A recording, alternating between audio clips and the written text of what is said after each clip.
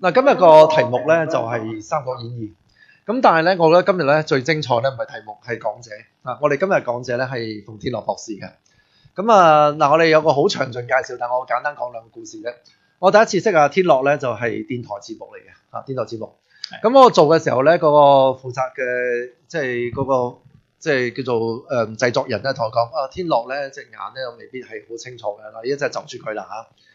咁但係我第一次同佢做咧係講一個關於歷史嘅題目，然後我嘅印象就4個字嘅啫，博聞強記啊！哇，如身在場，每一句都能夠背誦出嚟。我嗰時都覺得哇，點解咁犀利嘅？呢個第一個。第二個咧就識咗佢之後咧，好多次我哋做節目啦，同佢食飯啦，同佢傾偈嘅時候咧，佢俾我更重要嘅另一個感覺係咩咧？積極樂觀。並冇因為自己一啲咧係即係視覺嘅問題咧，而係好沮喪，又好積極樂觀，好有趣，好可愛，又經常會係講笑，人生充滿咗快樂，食完餐飯都寫首詩嗰種人嚟嘅。所以我每次都感覺到，哇！呢啲真係一個，如果係即係生命嘅奮進咧，呢個就係生命嘅奮進。咁所以咧，我後來咧就同天樂咧係仲有一樣嘢要講，呢樣嘢好重要。天樂咧係差唔多視力冇咗80%之後咧，去咗台灣讀書，政治大學。係冇錯。大家估下研究咩？毛澤東。台灣政治大學研究毛澤東，最後係 distinction。我覺得呢啲簡直係奇特的人生。所以咧，我哋同佢傾嘅時候咧，歷史啊、文化啊、人物啊、茶一齊講，所以我覺得好有趣。然後咧，我後來咧，我就同佢傾，主要係咩咧？就係譬如話歷史上一啲咧係辯證、辯偽、辯真辯假嘅事。咁其中一個咧就係三國，因為三國好受歡迎，三國好多故事。所以今日嘅故事咧，我哋叫做三國認識真實的三國史。咁我相信咧，天樂嘅做法就係用陳壽本書係咪嚟對照下《三國演義》其中一本咧。OK。咁大家可以睇得到天樂嘅博聞強記。然後咧，我自己聽佢聲音咧，我就如果即係好似我咁嘅年紀嘅香港市民咧，都會有感覺就係咩咧？感覺叮當同你講嘢即係好可愛嘅叮當咁嘅嘢。好啦，咁我哋事不宜遲啦，好嘛？OK。咁天樂你嚟咯喎。OK， 我問。OK， 好。各位朋友，好。咁好開心咧，好多謝讀書會邀請我哋同大家傾下偈，講下呢個《三國演義》嘅古仔咧。咁點解我會想講《三國演義》咧？咁一來啦，即係開隻眼咧仲係比較好嘅時候咧，其實我認識《三國演義》咧就係透過打遊戲機開始嘅。咁無論係嗰啲叫《曹操傳》啊，嗰啲咧就係《孔明傳》啊，玩到通宵達旦，玩嗰啲戰略 game 啊，大家覺得千祈唔好玩物喪志。咁因為玩《三國演義》嘅遊戲咧，就可以認識到好多地理知識嘅，天水喺邊度啊，馬騰住喺邊度啊，當其時嘅東漢王朝嘅首都喺邊度啊，我哋透過睇地理可以知道。咁後來嘅眼差啲嘅時候咧，睇唔清楚啲字咧，就玩一啲動作 game 啦，我哋叫吞食天地啊、三國無雙啊呢啲咧。咁直至到最後，即係呢啲都唔係好玩到嘅時候，就係認真睇下啲三國有關嘅史料啦。咁就發覺原來我哋好多以為係真實嘅三國史咧，其實係我哋冇睇過三國史，其實我哋喺《三國演義》睇翻嚟。而我哋現代人由於時間嘅繁忙咧，《三國演義》都冇乜時間睇，係透過睇戲睇翻嚟。咁結果咧就以為嗰啲係真嘅，但係咧，正如我呢個 PowerPoint 所講嘅，引用呢個清代史學家張學成所講，7分實時，3分虛構，以致觀者往往為所惑亂。即係話咧，我哋唔好覺得自己好渣喎。即係話清朝人啊，張學成作為一個清朝人，佢都覺得當其時嘅人都成日將《三國演義》講嘅嘢當係正式嘅歷史嚟。咁我哋要講下演義係咩意思？演義嘅意思咧，其實係解演繹核心思想咁解嘅。其實原本呢個字咧就喺《後漢書》已經出現嘅。咁咧就陳壽就寫咗《三國志》啦，所以《三國演義》原本個名咧，其實嘅正式嘅名一開始喺明朝嘉靖元年出版嘅時候叫《三國志通俗演義》嘅。咁咧其實佢講得好謙虛嘅，羅貫中自己就係話咧，其實我咧就係即係根據陳壽嘅《三國志》咧嚟加以引申演繹，我做啲編輯嘅工作嘅啫。咁原來有一個主簿就叫蔣大器咧，就幫佢寫咗個序就出版。咁就話咧，即係考諸國史咧，即係雖不中都亦不遠矣嘅啦。即係話其實同史事都冇乜嘢分別嘅。嗱，呢樣嘢係呃得我哋好頭，因為其實根本上就係好多都係唔啱嘅嘢。而呢啲歷史有啲人可以同我傾偈，就話唔係咁認真嘅你，咁話明係小説啊嘛，咁唔跟歷史係冇問題㗎。嗱，個問題就係有兩種嘅，有啲唔跟梗係冇問題啦。我哋既然係藝術可以創作啦，但係有啲唔係因為為咗劇情需要而唔跟，係乜嘢啊？係因為嗰個作者嘅知識欠缺啊。譬如我哋一直都以為關羽係揸青龍偃月刀嘅，但係原來呢種武器宋朝先有嘅喎。咁即係佢將1000年後嘅武器擺咗喺三國1000年前喎。又譬如我哋睇三國經常聽到啊，孫權啊，佢阿媽成日話佢，你都已經有好大地盤啦，係嘛？你有6郡81州啦。呢個問題喺邊度啊？佢將州同郡嘅次序倒轉咗啊！首先就係州咧係喺郡上面嘅，即係等於省喺市上面嘅，唔會喺個市喺個省上面嘅。而成個東漢咧，其實得12個州嘅啫。另外一個州咧就叫做師弟校尉部，其實呢一個咧就係喺首都附近嘅。嚴格嚟講得12個州，州嘅長官咧就叫刺史。刺史咧其實就係有監察權，但係冇直接嘅行政權。佢係其實個郡啊，州係咪係郡？郡嘅主管就叫郡守。其實郡守嘅職級仲高過呢個州刺史。而去到東漢末年，因為黃巾之亂爆發咧，呢個要強化呢個地方官嘅權力咧，就改刺史做州牧，咁啊先至有呢一個咁嘅設計。但係羅貫中係完全唔識官制嘅，所以佢甚至會話咧，阿劉備就做中山府安喜縣縣尉，但係東漢係冇府呢一級嘅行政單位嘅，中山府係要去到北宋時期先有。咁羅貫中係唔識。又譬如喺黃巾之亂嗰陣時，佢話劉備已經28歲，但係其實嗰陣時劉備得24歲。佢又話張角係一個不第秀才，但係漢朝係冇科舉制嘅，冇科舉制點考咧？點會考唔中咧？係嘛？咁所以呢啲咧就係我要指出，好多有啲名流啊，我識得好多學者專家都同我講啊，三國要鼓勵啲年輕人讀歷史啊，讀多啲《三國演義》啦，去書展買啦。喂，讀《三國演義》唔會學到真實三國歷史嘅。當然我係支持大家睇《三國演義》嘅，因為引起大家對三國歷史興趣。但係千祈唔好同人哋講就話睇《三國演義》咧就學到三國史，就絕對唔係。好，咁啊，第二咧就係我哋耳熟能詳嘅桃園結義啊。我哋成日都話，哎呀，我有一次我去一個盲人輔導會嗰度，又係同啲視障朋友介紹睇三國歷史。咁個社工咧就同我講啦，哎呀，我好俾佢哋感動到劉關張嘅兄弟之情啊！因為咧，你知嗰啲後生嘅女仔咧做社工都係有 heart 噶嘛，咁佢哋會好感動，覺得哎呀呢啲故仔喎。我話呢樣嘢咧係純屬虛構，雖然好感動。咁佢話吓虛構嘅嘛？我話正常嘅。我話點解咧？我話因為呢個宰白馬祭天啊，烏牛祭地。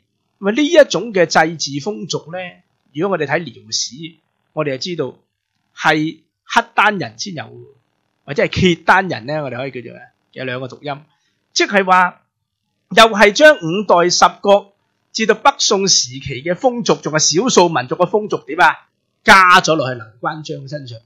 嗰陣時係冇結拜呢一樣嘢嘅，最早嘅結拜兄弟咧，我哋睇顏氏家訓都要去到魏晉南北朝嗰陣時先出現啊，而且係冇呢種即係直情係即係宰白馬祭天烏牛祭地添。咁點解會咁樣寫咧？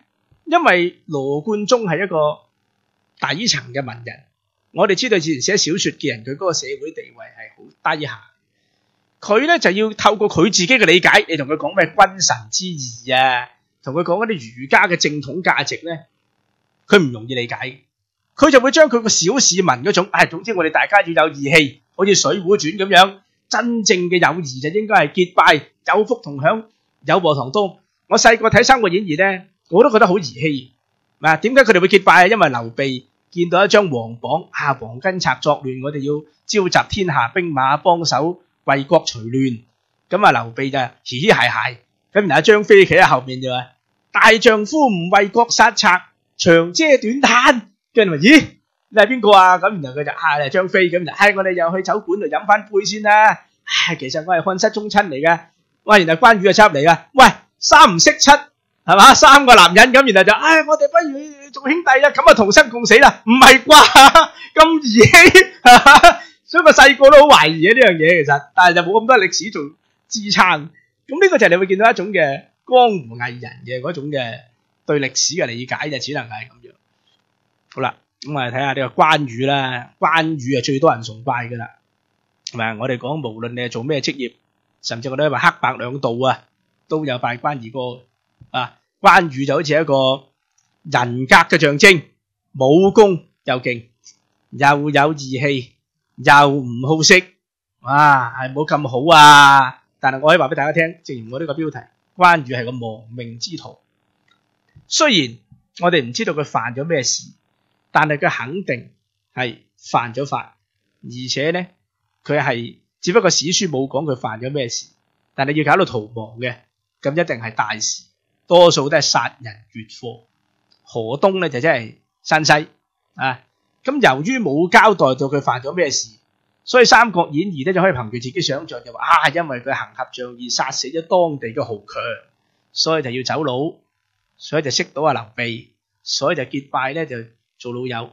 而實際上關羽亦都唔係完全係不近女色嘅。雖然佢係好尊重佢阿嫂，雖然佢真係護送即係劉備嘅阿嫂佢係真係秋毫無犯，但係呢個只係對即係所謂兄弟嘅阿嫂啫。因為佢雖然冇做結拜兄弟，但係佢哋嘅感情真係好到好似兄弟咁，佢哋係一齊孖鋪嘅，三兄弟一齊孖鋪我都唔知點解三個男人可以一齊成日孖鋪咁佢點樣可以證明佢唔係不動女色嘅咧？咁引用呢條史料啦。咁其實就係講到佢咧就係同呢個曹操當年咧就係聯合劉備同曹操一齊同呢個呂布係作戰。呂布咧就有個手下就叫做秦宜祿，咁秦宜祿嘅老婆咧姓杜，生得好靚。咁關羽就成日同阿曹操講就話：如果攻陷咗下邳城，你記得將杜氏咧就俾我做老婆。咁曹操都係敷衍嘅，好啦。咁但係佢驚佢唔記得，佢不停咁餓住佢。你記得應承過我啊？咁曹操本來都唔係好理，佢咁樣講咧，曹操就諗啦，喂，可能真係好靚，係嘛？咁好靚，不如俾我驗先咧，我睇過先咧。咁結果自己攞埋，仲即係攞整住老婆，仲同佢生埋仔添。咁所以喺咁嘅情況之下咧，關羽就覺得好唔安樂。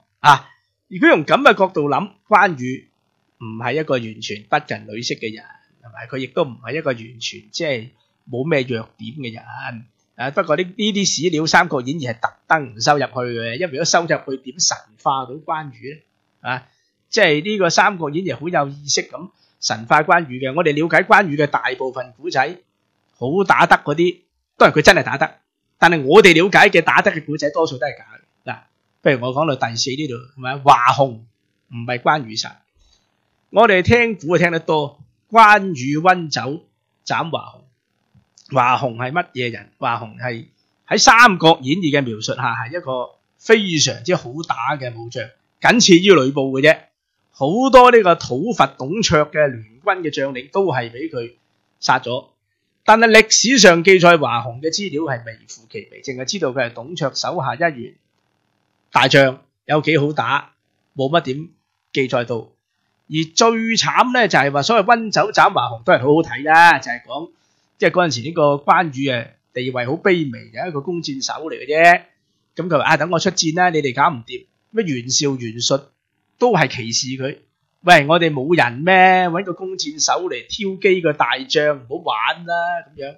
咁結果咧，曹操就識慧眼識英雄，就唔好睇佢個樣都係壯士，飲杯酒先啦。咁關羽就唔使，等我攞佢個人頭先嚟飲啦。咁結果翻到嚟個人頭揸住個人頭翻嚟，咦？啲酒同係暖嘅，所以叫關羽溫酒斬華雄。段古梗係好聽啦，但係實際上殺咗華雄嘅另有其人啊嘛。呢個人就係孫堅啊嘛。孫堅其實先至係驍勇作戰嗰陣時做，但係又係嗰句啦，為咗神化關羽，因為歷史上記載關羽嘅資料係好少，得幾百字嘅，點講到咁多嘢啊？咁咁啊唯有我哋叫做移花接木，明明係孫堅殺咗華雄，就呃落去關羽度咯。嗱，呢個就係《三國演義》嘅另一種特色。好啦，咁啊，我哋講下即係張飛就不是大老粗啊，係咁啊呢度。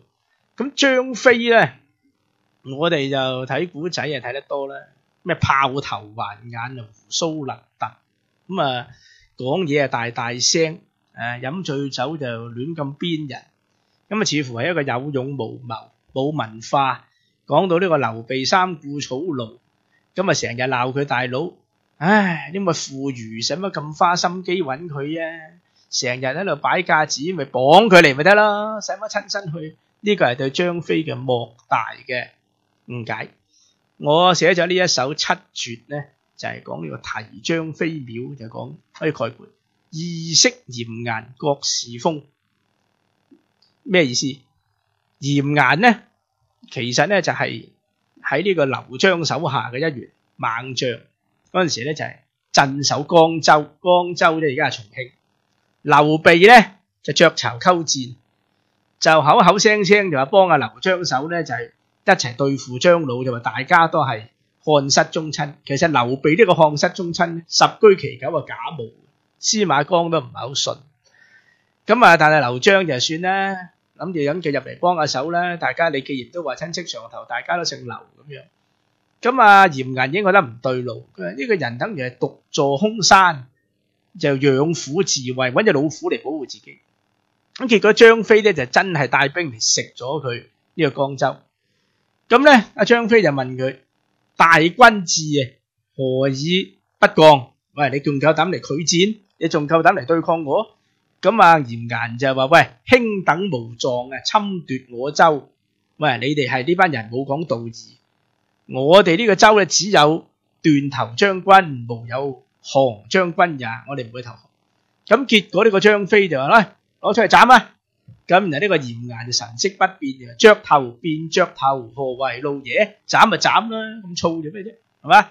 咁結果呢一個張飛就叫做咩？即刻放咗佢，引為上賓。從呢段古我哋呢個真人真事咧，當然咧，我哋可以知道咩啊？張飛如果係一個老粗，佢點會咁樣去對待呢個嚴顏咧？佢點解要首先要扮嬲，要扮殺佢？因為你要招降佢，你要照顧佢嘅形象。如果佢係一個怕死嘅人，你搞到佢好似係投降都投得好冇面嘅時候，咁你點樣樹立佢嘅威信？你要照顧佢嘅尊嚴，最好就係俾足面佢，等佢表演。而且好似嚴顏呢一種直腸直肚嘅人，寧死不降嘅人，如果為我所用，佢一定係死心塌地幫我做嘢。從呢一個細節，我哋可以睇到張飛唔係一個大老粗。我另外一句詩啊，子初何苦萬英雄。子初係當其時嘅名士叫劉巴。劉巴咧，其實劉備一直都想招佢幫自己手，但係劉巴咧係好睇唔起劉備。劉備打到邊佢走佬就走到邊，佢就寧願係跟曹操。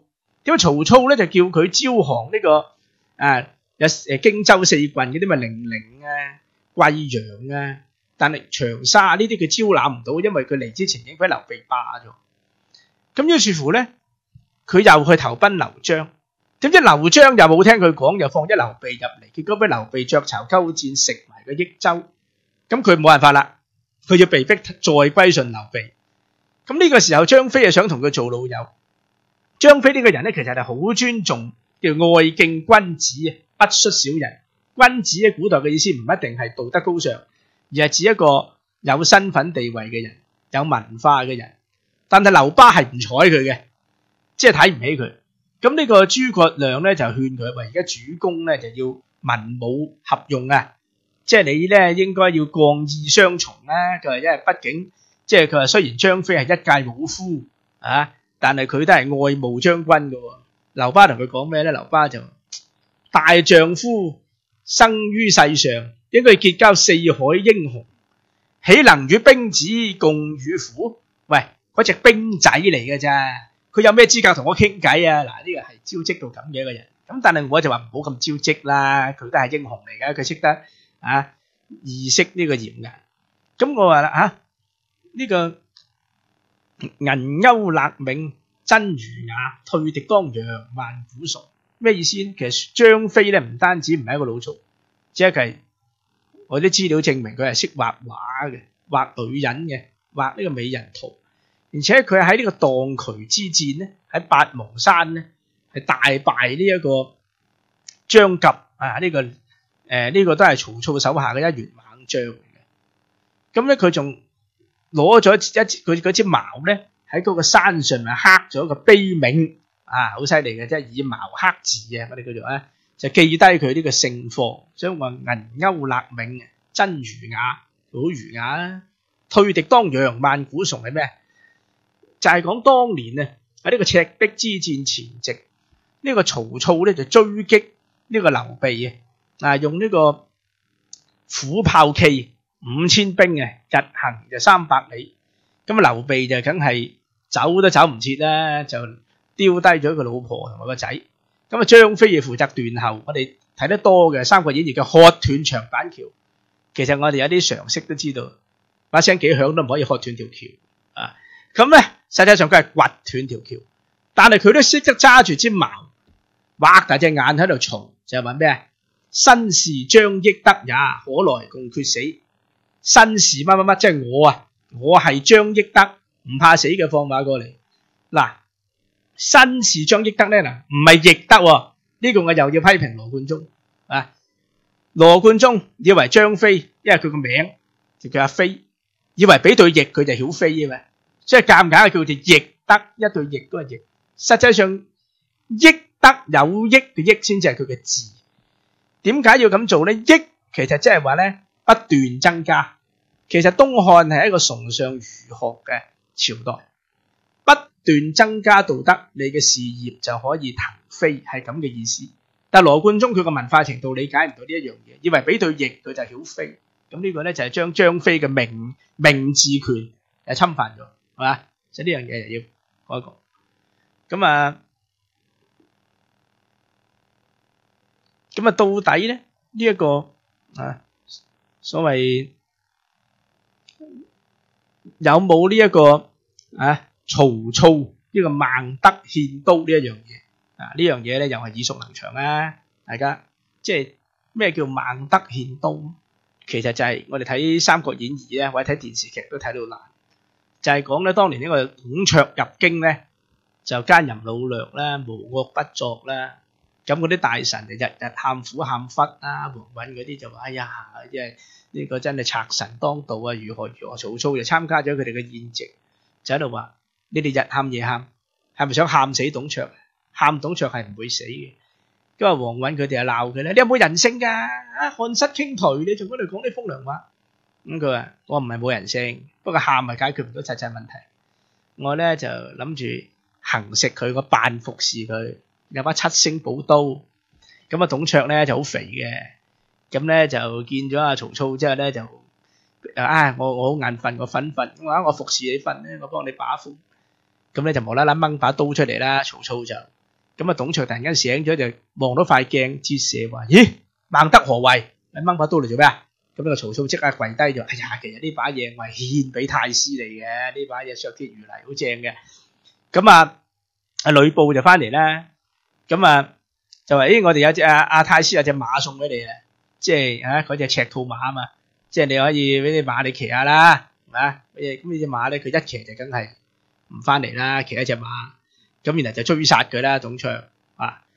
咁但係個問題就係話呢段古，如果你睇到我呢個 PowerPoint 人喺《三國志》入面提都冇提過有拿把刀要暗殺董卓，實際上係記載係好簡單。佢只不過就係董卓想拉攏佢入伙，就邀請佢咧就做驍騎校尉。但係曹操咧就年紀雖輕，20出頭，但係就覺得董卓呢種人咧係冇好下場嘅，即係亂嚟。咁倒不如咧就唔好跟佢揾食啦，就自己另起爐灶。咁對於董卓嚟講，唔接受拉攏啊，即係敵人啦，係嘛？咁所以咧就先至要追殺佢。而實際上喺上朝董卓上朝嘅時候行食佢嘅人咧，另有一個大臣叫做伍夫，真係收埋把刀喺件衫度，就諗住咧喺上朝嗰陣時衝上去吉死佢。點知董卓咧嗰隻手好大力嘅，一見到佢掹把嘢出嚟咧，一掌就打跌佢把刀，其實就係咁樣嚟。咁所以咧個真實嗰段古就係咁樣。好，咁啊第七咧就係陳宮啊，係冇救過曹操。咁啊講呢個曹操咧，就從洛陽出走啦，就去到呢個中牟縣啊。咁啊中牟縣咧，其實就係即係而家嘅鄭州啊。咁咧就走佬嘅時候咧，就俾個亭長捉咗。咁亭長係咩咧？亭長就相當於而家我哋嘅派出所所長，就認得佢個樣，就捉咗佢。咁佢梗係死都唔認自己係曹操啦。咁啊押到縣衙嘅時候咧，就有個公曹。公曹咧就專係管人事任命，相當於一個公務員事務局嘅地方分局嘅局長咧，我哋可以咁樣理解。咁啊，但係呢個公曹又想識佢，就話而家咧天下大亂，又係覺得董卓呢單人都唔可以長久，就勸個縣令放咗佢啦。咁就真係放咗佢。但係呢個亭長是誰，公曹是誰，縣令是誰，冇名嘅，唔知嘅。喺《三國演義》入面就話縣令就係呢一個陳宮做，但係喺黎東方嘅《細說三國》入面就考證到咧，實際上咧呢個陳宮從來都冇喺中牟縣做過縣令，咁所以咧其實從來都冇救過呢個曹操一命。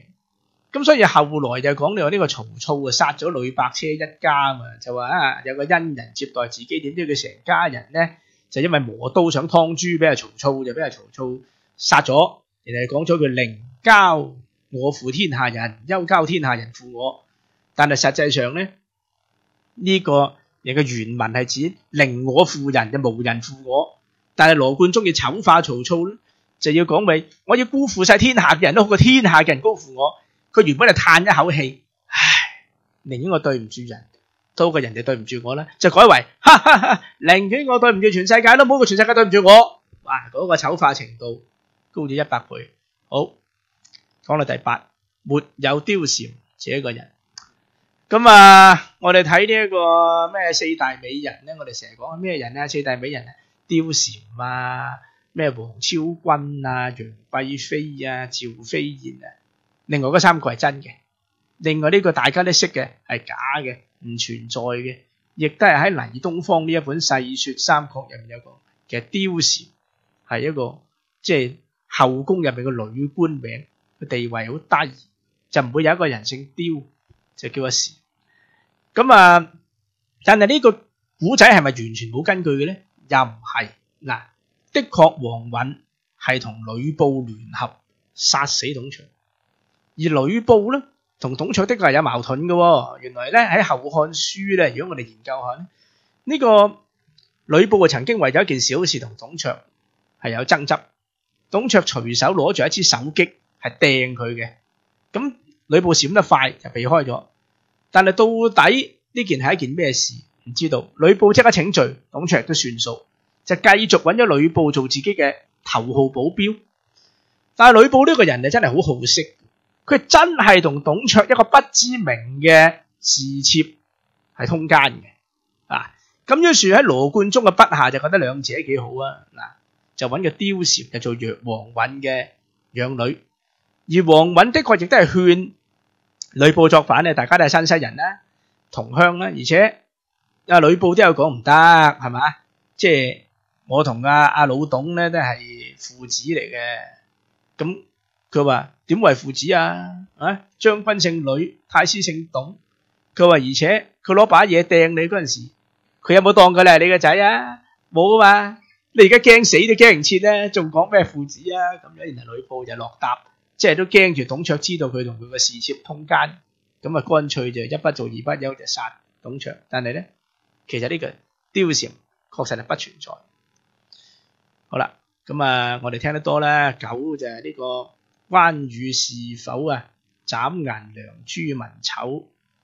咁啊，講到關羽咧，就俾呢個曹操就俘虜咗啦。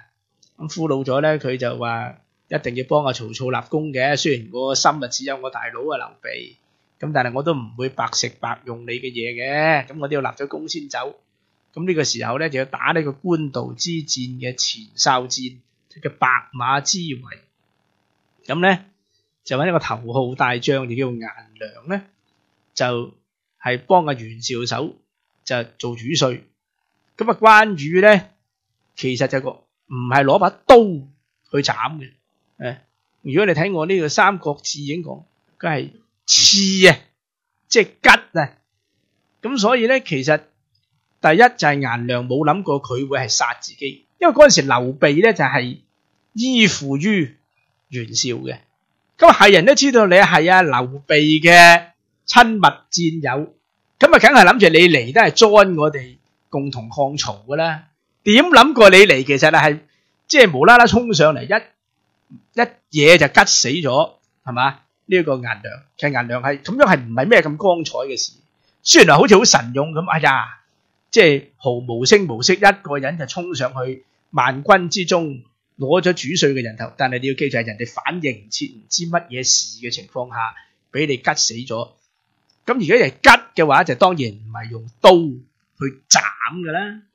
咁而正如我頭先都有講過啦，根本係冇呢個青龍偃月刀呢種武器㗎嘛，因為呢種刀咧就好重嘅。咁啊，其實宋朝嘅時候啲護衛隊先至揸，嗰啲儀仗隊咧先揸嘅啫，咁鬼重嘅刀咧就唔適合我哋作戰嘅。咁啊，成日當其時用得最多嘅長矛同埋大戟啦。咁喺呢個1969年咧，甘肅武威市已經出土咗嗰啲漢墓嗰啲兵器，已經見到其實主要都係矛同埋戟嘅。咁啊，呢種嘅情況咧，亦都係至於朱文醜啊更加好笑啦。就其實同關羽係完全冇關係，文醜係袁紹嘅兩個一員大將，朱文醜嗰個咧係曹操。曹操點樣諗條橋出嚟咧？其實曹操就係知道人係貪錢，所以佢特登咧丟棄好多輜重嘅，等嗰啲袁紹啊、文醜嗰啲士兵去搶嘅。當你哋掛住搶嘅時候咧，佢就用奇兵突出咧，就係襲擊佢哋。咁所以文醜係曹操用計殺，同關羽係一啲關係都冇。咁但係冇辦法啦，因為呢個係又係為咗要神化關羽，就將曹操嘅功勞又係移花接木，就呃咗落去關羽嗰度。好，十華佗為何被殺？咁啊，華佗有出名啦，醫神啊嘛，係嘛？咁啊真係好勁嘅。事實上你睇佢內科又得，外科又得。就識又識整麻醉劑又有嗰啲嘅即係麻沸散啊，婦科又得。咁啊，華佗咧原本又唔係叫華佗，華佗咧就原本就係叫做華夫，就叫自元化。夫咧就即係指布施咁解，元化咧即係佢個字咧就係指基本教化。咁即係話你聽到個名咧，知道華佗咧，佢係將自己定位咧係一個儒生，即係做醫生咧就唔係佢最想做嘅嘢。咁啊喺《三國演義》入邊最出名咧就係所謂華佗咧就幫呢個關二哥就刮骨療毒啊。咁啊，然後曹操咧就以為啊，因為佢害死咗關羽之後咧，就以為華佗話要幫佢開腦，就想幫關羽報仇。因為曹操成日都有頭風病啊嘛，咁華佗就我幫你開腦啦，咁佢唔相信有開腦手術呢樣嘢，你係想幫佢報仇啫。咁咧，但係如果你睇正史記載咧，首先就係喺《三國志》入面的確係有記載關羽刮骨療毒嘅，不過咧中箭嗰隻手係左臂就唔係右臂，即係羅貫中將兩隻手嘅方向就倒轉咗。咁咧就嗰個醫生是誰？唔知，淨係話一個醫者嚟。咁羅貫中就呃咗落去華佗。而更加有趣嘅咧就係喺《三國演義》嘅描寫咧，就係呢個係俾曹仁射中嘅。喺呢個219年咧，就係俾呢個曹仁用呢個毒箭射中。但係其實華佗咧最遲喺呢個建安13年，即係208年，其實佢已經被曹操殺咗。咁即係佢冇可能復活，即係穿越11年之後幫阿關羽醫嗰個箭毒。咁啊，點解曹操要殺咗華佗咧？嗱，我頭先已經講過啦，華佗佢個理想唔係做醫生嘅，因為醫生地位又好低。咁但係佢個醫術已經出咗名啦嘛。咁曹操咪成日都頭痛嘅，佢就嗌你得閒幫我吉幾下。因為醫生地位低咧，曹操對佢係唔尊重，呼呼喝喝嘅，即係我中意幾時叫你嚟咧，幾時同我嚟吉，係嘛？咁華佗就有啲厭倦，咁佢就覺得佢就話自己病，個老婆病咗啦，咁要翻鄉下。咁曹操都等得唔耐煩，類似催佢翻嚟，佢都唔翻嚟。咁曹操派使者去，佢話如果佢老婆真係病咗咧，我就再寬限嗰啲假期，仲可以賞40斛豆俾佢。但係如果佢詐病，就即刻鎖佢入嚟。咁結果真係知道個老婆係詐病啦，所以就捉咗華佗翻嚟咧，就嚴刑拷打。咁咧，其實呢個荀彧咧係曹操嘅一個重要謀士，就已經幫佢講過咧，其實佢雖然係有錯，但係佢醫術咧天下即係無雙噶喎。咁言下之意即係咩咧？即係你唔為人哋條命着想，你都為你自己條命着想啊！你整死咗佢冇第二個噶啦嘛。咁曹操就講啊，天下當無此鼠輩也，有冇咁巴閉啫？鼠輩冇佢會死咩？咁樣，咁結果真係整死咗華佗。好啦，華佗死咗之後咧，冇幾耐啊，即係1年半載到嘅啫。阿曹沖咧就大病啊，曹沖係13歲到嘅。曹沖嗰陣時就係我哋好叻嗰個稱象嗰個神童，係最錫嘅呢個仔。跟住佢就哎呀，唔悔殺華佗，我真係唔應該殺咗華佗。哇！咁結果就真係個仔死咗都冇人救。嗱，呢啲都算係一種嘅即係報應，呢個醫鬧矛盾係非常之嚴重嘅一件事情。好，咁都冇辦法啦。呢個就係佢講明咗呢個世界叫做即係就不是萬能嘅，即係權力咧就唔係萬能。有以為有咗權力咧就用到盡。咁好啦，然後我哋又去到呢個11啦，講下呢個蔣幹盜書。咁呢件嘢就係好出名嘅，大家睇戲睇得多啦。講呢個赤壁之戰咧，《三國演義》咧就話有個人叫蔣幹，就以為自己好醒，自告奮勇同個曹操講話，不如我去做奸細咧，我同阿周瑜好老友。周瑜咧就知道佢係奸細嚟嘅，就扮飲大咗2杯瞓着覺，就寫定一封假嘅書信咧，就話其實寫俾蔡瑁、張允呢啲咧係劉表嘅死咗之後咧，劉琮繼位後嘅降將投降咗俾曹操。咁咧就話其實係內應，其實呢條係一條反間計。當呢個蔣幹以為自己好醒咧，撻咗呢2封書信翻嚟俾阿曹操，曹操就斬殺咗呢2個訓練水師嘅大將。嗰段估計係好睇啦，係嘛？但係問題又係虛構，點解話虛構？佢又唔解得晒喎，因為呢件事所謂曹操派蔣幹去咧係有嘅，不過建安13年咧打赤壁。嗱，你而家見到我引用呢條史料，就建安14年，即係赤壁之戰完咗先派蔣幹去，就係覺得周瑜勁，所以想派蔣幹去說服周瑜。但係周瑜係咩咧？周瑜就你千里迢迢嚟做說客係嘛？蔣幹就話唔係，我哋咁老友，你咁樣懷疑我。但係周瑜都冇再同佢講啦。周瑜就係俾晒好多孫權賞賜佢嘅珍品，俾佢睇下自己練嗰啲兵。即係佢話做人生在世，如果有個老闆咁好嘅，有君臣之義，有兄弟之情，就算你嗰個即係口才有幾好即係都唔會聽你講啦。所以你慳翻啖口水啦。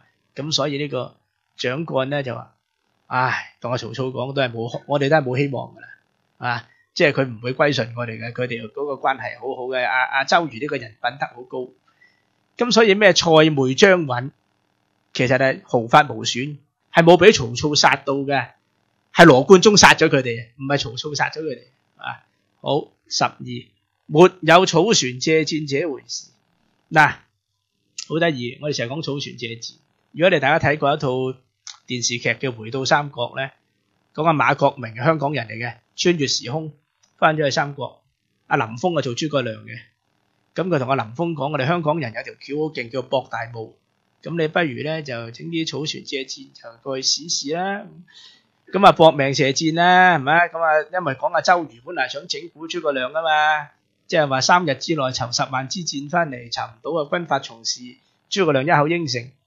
咁結果就3更半夜揾一啲稻草人咧，揸埋隻船過去，就諗住可以曹操嗰啲兵啊亂咁射箭咧，結果佢再砌啲箭翻嚟啦。嗱呢段古咧，我細個已經唔係好信，點解咧？點解咁蠢嘅咧？搏命射箭，點解唔射火箭啊？點解射極都係拿啲咁嘅箭射？咁樣啲冇反應嘅嗰啲船你仲射，係咪咁嘥料？咁但係更加有趣嘅係，原來草船借箭都係有所本，都係移花接木，因為喺魏略呢條史料入面講，又係喺呢個213年啊，喺呢個魚須口之戰咧，其實就係曹操同孫權打嘅。呢個又係過咗赤壁之戰之後11年嘅。咁咧呢個孫權咧就主動去揸隻船咧，就去視察曹操嗰啲軍事部署。咁曹操嗰啲兵梗係放箭射啦，咁孫權咧就側起隻船咧嚟擋箭。咁結果曹操就好感慨，就講咗一句生子當如孫仲謀，生個仔咧要生到好似孫權咁叻嘅仔，係嘛？劉景升即係呢個劉表嗰啲仔，豬狗嚟嘅啫，豚犬耳。咁於是好明顯就係攞呢件事做藍本，又呃咗落去諸葛亮草船借箭嗰度啦。咁所以呢啲移花接木係羅貫中經常使用嘅一種好有趣嘅手法啦，我哋係咁講啦。好啦，咁於是咧就又去到咯13咯，沒有借東風這一回事。成日都話啊嘛，即係呢個世界就咩都有啦，只欠東風啦，萬事俱備。咁講個諸葛亮咧神神化化咁樣啦，捉個壇喺度呃神騙鬼就我識天文台嘅，我幫你借啲風翻嚟咧，有風就打得掂噶啦。咁阿魯迅咧寫呢本《中國小說史略》就鬧得佢好啱。佢話你《三國演義》至於寫人亦頗有失，係咪？即係欲顯劉備之人而近於魏。喂，你哋想將呢個劉備講成係忠厚長者，但係寫到佢好似有個偽君子啊！你想寫呢個諸葛亮多智，但係近妖啊！你寫到佢成個妖人咁樣啊！你唔係喺度抬舉緊諸葛亮，你係喺度貶低緊諸葛亮，變成一個呃神騙鬼嘅江湖術士，所以就冇借風呢樣嘢。好。咁14咧就周瑜就冇講過既生瑜就何生亮。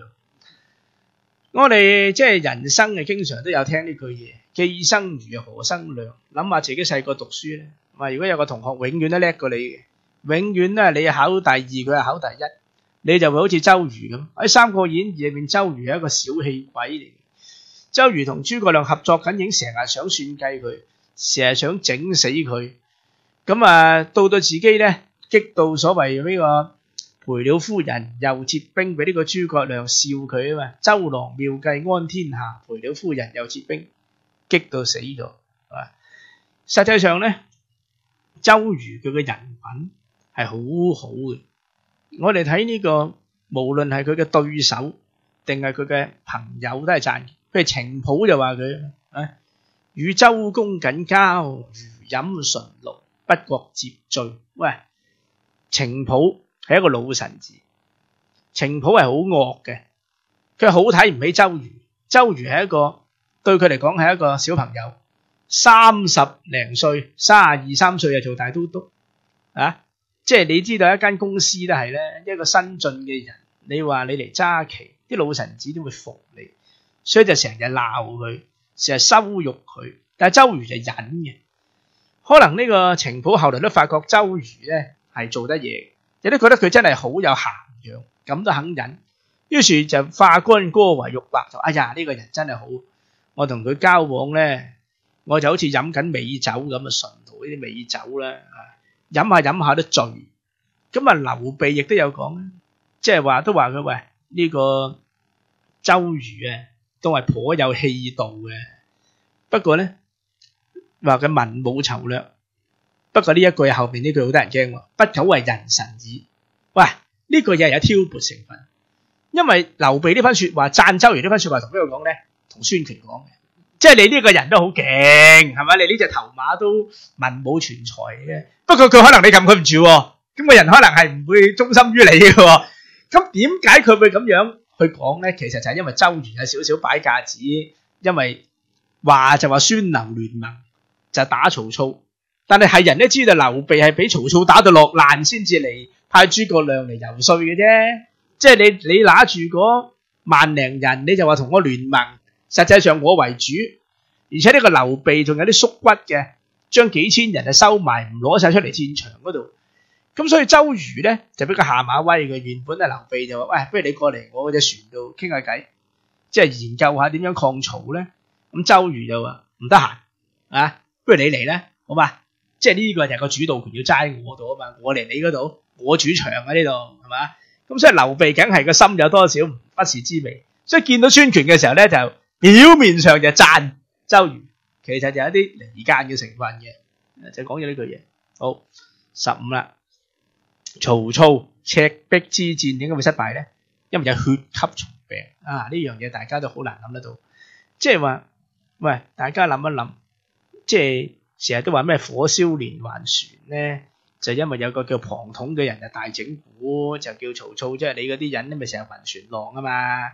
咁你暈船浪，你咪拿啲鐵鏈鎖起晒啲大船，咁咪如履平地咯。咁然後龐統其實係幫阿劉備手噶嘛。咁但係首先呢條橋就冇呢樣嘢嘅，咩連環船咧？就點解啲船會俾人燒中？係因為嗰個江面好狹窄，嗰啲江面都好狹窄，即係好似大塞車咁樣，你行一條路突然間好窄。咁喺嗰度放火就梗係可以燒到你連環咁中招啦，就唔係因為佢攞啲鐵鏈捆綁晒嗰啲船咧。咁而血吸蟲呢樣嘢咧好蝦人嘅，血吸蟲咧去到即係1958年啊，先係初步可以克服嘅。即係呢個毛澤東咧，當年就係讀《人民日報》咧，即係開心到即係話：哎呀，我睇到消滅咗血吸蟲病咧，所以一起身就寫咗兩首詩叫《送瘟神》啊，即係就紀念呢件事咁啊。借問瘟君欲何往啊？只傳明燭照天宵。咁呢種病咧喺春天嘅時候最犀利，夏天秋天啊其次，冬天啊冇咁犀利。但係呢個曹操訓練水軍嘅時候，其實就係喺夏秋之間。雖然冬天先作戰，但係佢哋已經感染咗呢一種嘅病原。咁呢種病咧就會又屙啦，又嘔啦，個肝又會腫啦，咁啊會死人嘅啊。咁所以曹操後來都有寫信俾即係孫權，都有話：喂，其實唔係你周瑜勁嘅，係因為有疫病嘅。但係嗰陣時佢唔知嗰種係咩疫病啊。就俾呢個周公瑾就虛獲此名啊！咁啊呢一種嘅病咧係冇辦法噶啦。咁點解得曹操會染病咧？點解嗰啲孫權嘅部隊會冇？因為好簡單，佢適應咗嘛，佢有抗體，因為佢本身就喺嗰度不停咁生活嘅。你呢個曹操嗰啲兵係咩？北方人啊嘛，你北方人你就冇嗰種抗體，咁所以咧佢就中招。好啦。16啦啊！劉備與孫夫人婚姻關係，呢啲愛情嘢大家係最開心噶啦。我細個睇呢段故咧，我又係有好多疑問。好簡單一樣嘢，我話呢個孫夫人係咪有戀父情結嘅咧？咁啊，劉備打完赤壁之戰，48、9歲，將近50歲。孫夫人幾多歲？20歲到。喺《三國演義》入面咧，就係講到我邊個都唔嫁噶啦，我要嫁啲英雄啊，我一定要嫁俾劉備嘅呢種劉皇叔呢種人先配做我老公嘅。咁咧就喺《三國演義》入面咧，就將佢講成咧就唔係孫權個妹添嘅，就係孫權嘅姨仔嚟嘅啫。佢講成就係咁啊，實際上喺正史入面咧，佢個妹。咁啊，至於佢叫咩名咧？咁啊，《三國演義》幫佢改咗個好靚嘅名叫孫尚香。咁啊，實際上喺正史入面就係叫佢孫夫人，又唔知佢叫做乜嘢。咁啊，事實上亦都係同愛情係毫無關係嘅，係一種政治婚姻嚟嘅。咁嗰陣時因為打完赤壁之戰咧，咁啊劉備死老婆啦，咁啊金夫人係病死咗。咁啊孫權要鞏固自己嗰個聯盟，繼續抗曹。咁啊最好鞏固聯盟嘅方法就當然係政治婚姻啦。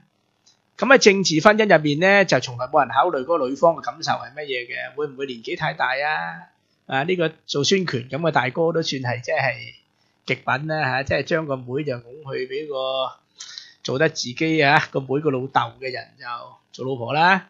咁劉備梗係冇理由食得唔好嘥啦。咁你既然有人送個靚女俾我，梗係娶佢做老婆啦。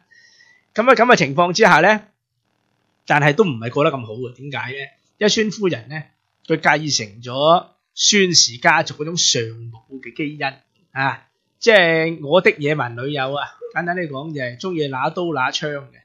咁咧就帶住百幾個婢女都係攞住刀劍嘅。咁你諗下啦，去洞房咧就成個房都掛晒啲刀劍嗰啲嘢喺度啦。咁所以咧喺歷史書嘅記載叫咩叫先主，即係劉備常諗啊，即係打冷震嘅，見親個老婆入去個房嗰度。點解驚啊？驚佢謀害啊！喂，你接見你用，因為你驚你間諜嚟噶嘛，即係大家個可信性係好低。咁而且佢帶過嚟嗰啲東吳嘅兵馬咧，亦都係經常係違法，同當地啲百姓關係係好差，所以兩公婆其實係分開住，就唔係住埋一齊，係分城而居。而且劉備咧同孫權後來係反面嘅，點解咧？因為孫權原本就同劉備講，喂，不如我哋一齊攞益州啦。益州咧即係四川嗰邊，係劉璋嘅地盤啊。頭先我講張飛幫劉備手打嘅。所謂鵲巢鳩戰，認親認戚，人哋食埋人哋嗰一份啊，老劉啊做呢啲嘢。咁孫權話要同自己合作打劉備咧，即刻就話唔好，佢係我嘅親戚，我哋大家都係漢室宗親，我唔忍心啊，佢得罪咗你，你睇在我份上，唔好追究啦。如果你係都要追究，我就要披發入山嘅咧。其實真係軟對抗，即係話咧，你唔使諗啦，呢檔嘢你唔好搞。又另外就派張飛佢哋防守住啲要害地方。咁孫權以為佢真係。算啦，咁既然你講到咁低聲下氣啦，即係你都話嗰個係你親戚，唔忍心搞喎，大家唔好要啦。我點知唔係喎，好卑鄙喎，劉備係嘛？佢叫你唔好要，佢自己立咗喎，成嚿食咗喎，又話自己親戚上頭，咁所以呢個孫權即刻就講話：哇，滑佬乃敢如此脅詐，呢個老奸巨啊，咁蠱惑，咁於是咧就決定接翻自己嘅妹走，咁嗰個妹都覺得好冇癮咧，咩同劉備關係唔好噶嘛。咁於是咧就臨走就諗住搶埋阿斗走，因為佢照顧阿斗嘅，佢自己冇自己嘅女啊嘛，佢自己冇仔女嘅。咁阿斗嗰陣時係幾歲大啦？即係5、6歲咁樣啦，冇。咁咧佢就諗住走嘅時候咧，好彩劉備一早防定佢噶啦，就穩定阿趙雲咧，就話做保護佢嘅工作，但係其實隨時防範佢咧就係出蠱惑。又有張飛幫手截嘅，咁你諗下嗰啲其實孫夫人嘅都係娘子軍嚟嘅啫，百幾個嗰啲兵都係女兵，嗰啲揸住啲刀劍，你邊度夠即係張飛同埋趙雲打先得噶？咁於是就被逼交翻嚟個阿斗出嚟。好啦，我哋可以諗一諗一個問題，就係話每一個我哋善嘅角度諗，女人都有啲母性嘅，可能佢照顧個小朋友照顧到有感情咧，自己係冇小朋友，呢個係一個可能性。如果從惡嘅角度講係咩？綁架人質啊嘛，我將你呢粒仔夾咗翻去東吳嗰度，咁到時談判就大有籌碼啦。你個仔喺我手上面係嘛？咁所以你睇《三國演義》就講到佢哋好好感情，就講到甚至乎咧，阿劉備後來打呢個孫權咧就戰敗，打呢個夷陵之戰，咁孫夫人以為劉備已經死咗咧，就跳井死噶嘛。哇，好感人啊！咁實際上孫夫人翻咗去東吳之後，其實冇再記載，個歷史上唔知道去咗邊度會唔會仲可以嫁人呢？大概都冇乜人夠膽再娶佢，係嘛？咁下場是什麼？冇人知。好啦，反正無論係點都好，佢都係一個受害者而劉備亦都即刻換老婆，一攞咗益州之後咧，就立咗個吳皇后，咁佢哋嘅關係亦都係正式破裂。咁所以其實即係呢種咁嘅婚姻咧，真係冇咩值得好推崇，同愛情係毫無關係。好啦，最後一個古仔咧，即係魏延咧，真係天生反骨我哋睇《三國演義》，我哋成日講噶嘛，佢將諸葛亮想象成為一個睇上佬。我哋講一見到魏延，拖出去斬，咪斬咩？我睇佢個腦後有反骨。所謂腦後有反骨，即係佢有個枕骨凸起咗一個後腦嗰度，識睇相。啲人話唔好，佢做得嘢嘅，幫佢求情。咁啊講到諸葛亮咧就不斷咁樣嘅防制魏延咧，打壓佢咧，硬係覺得佢會作反咧。喺自己同司馬懿作戰病死嘅時候，臨死就整個錦囊妙計啊嘛，最中意講呢樣嘢嘅《三國演義》，寫定啲嘢喺個錦囊度啊，俾阿馬岱俾佢哋啦。呢個人咧一定會作反噶啦，拆開個錦囊，咁啊知道佢作反咧，就然後咧就殺咗佢。咁但係實際上魏延咧，其實佢係一個能征善戰嘅武將，而諸葛亮對佢同劉備對佢都係好賞識。喺軍中入面咧，可以話做到二把手。係攻陷咗漢中之後啊，劉備攻陷漢中之後咧，個個都以為俾張飛做漢中太守，因為個戰略地位好重要，係益州嘅一個門戶。但係估唔到俾魏延做，咁呢個可見佢對佢係非常之推崇。咁但係咧，魏延啊雖然係屢立戰功，諸葛亮信佢，但係魏延成日覺得自己嘅才能得唔到施展。因為魏延係主張奇兵突襲，你俾5000人我就得噶啦，我由呢個子午谷嗰度咧就直吹呢個長安，咁咧就10零日就攻陷長安。佢話呢啲曹魏嗰啲守將好渣嘅啫，到嗰陣時咧你再大軍會合我，就一舉可定。咁諸葛亮覺得太冒險，冇可能可以咁容易。實際上我都覺得好冒險，因為就算嗰個守將幾渣都好，只要佢閉門不出，咁你5000人有好快糧食嘅。就虛耗㗎啦，呢個即係只要識閂門嘅人都做得到。咁但係佢覺得自己個奇謀得唔到施展。而另外一個咧長史啊叫楊儀啊，楊儀咧就同佢係一個天生嘅撈亂骨頭。咁呢個人咧其實真係秘書長，相當於喺軍隊入面咧，佢專係負責做一啲文書啊、後勤啊、財務啊。咁呢個人做嘢好快嘅，寫方案啊、做規劃都唔錯，就馬謖呢一類咁嘅人。咁咧，但係咧就個個都讓呢個魏延3分，但係楊儀咧就從來都唔讓佢。咁啊，甚至兩個人鬧交嘅時候，魏延差啲人掹刀想斬死佢嘅。咁魏延咧就嚇到喊嘅。好啦，咁當呢個諸葛亮咧臨病死嗰陣時咧，就交代呢個姜維啊、楊儀啊，佢就嗱，而家我死咗之後咧，就準備撤軍就翻去咧。即係呢個成都又好，翻去即係一個我哋個漢嘅根據地。咁如果魏延唔走咧，就由佢啦，就由佢斷後又好，由佢咩都好，總之你哋走啦。咁魏延咧知道咗呢樣嘢，諸葛亮死咗，佢哋準備走嗰條氣就梗係好唔順啦。咁魏延咧就覺得唔係，我哋應該冇理由撤退啊。佢話呢個世界冇理由死咗一個人就唔做嘢噶，豈能死一人而廢天下之事？方可係咩人啊？咁魏延係咩人啊？點會受楊儀嘅節制啊？係嘛？咁於是乎呢個魏延咧就準備咧就係帶兵就截擊呢個楊儀。咁咧嗰陣時阿費禕負責係阿楊儀派去做使者嘅。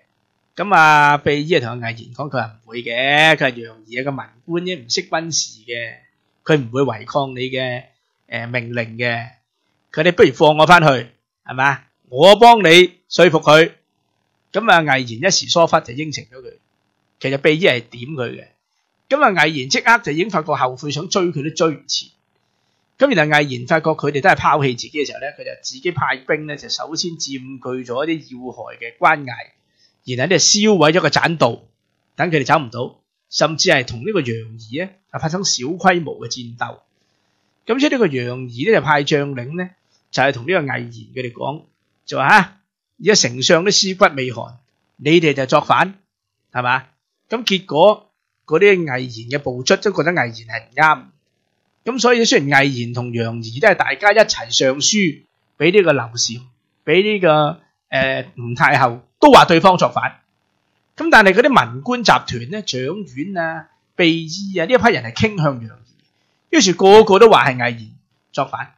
咁魏延就眾叛親離，結果就真係俾馬岱咧係殺咗。馬岱殺咗之後，攞咗佢嘅人頭嚟俾阿楊儀。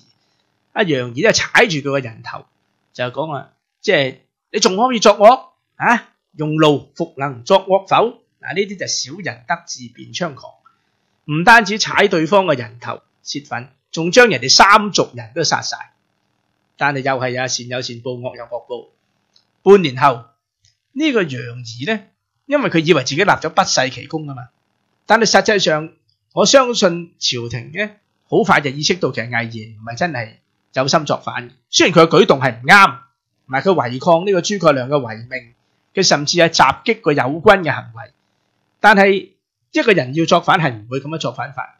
首先，如果佢要作反，因為佢唔投奔呢個魏國，係咪？佢已經俾楊儀佢哋追殺。第二就係，如果一個人要作反咧，其實你要有啲元素。第一，你要佔據道德制高點啦。即係你要作反，你要講俾人聽，你作反嘅目的係乜嘢？咩替天行道啊，主持正義啊？佢冇喎。第二，你要有着數俾人㗎嘛。你要畫一個空餅都要啦。即係如果我做到某樣嘢咧，我就有好多着數分享俾大家。佢冇許諾過佢啲部屬，所以點解佢啲部屬一觸即潰啊？係嘛？點解只要呢個楊儀派人去講，哇！呢個諸葛亮屍骨未寒，你哋又作反啊，又做呢啲嘢，佢啲人即刻四散而逃。如果魏延一早已經做到動員嘅或者有利益分享嘅，就唔會一觸即潰。所以聰明呢個人耐咗會意識到魏延作反係個魏延命題。咁即係楊儀係冇立咩功勞，但係楊儀覺得自己立嘅功勞。而嗰陣時咧，楊儀係覺得自己可以做到掌院嗰位嘅，即係掌院就係繼承諸葛亮噶嘛。咁而呢一個當年呢個楊儀係做尚書嘅，掌院係做尚書郎嘅啫，即係其實係佢直接下屬嚟嘅。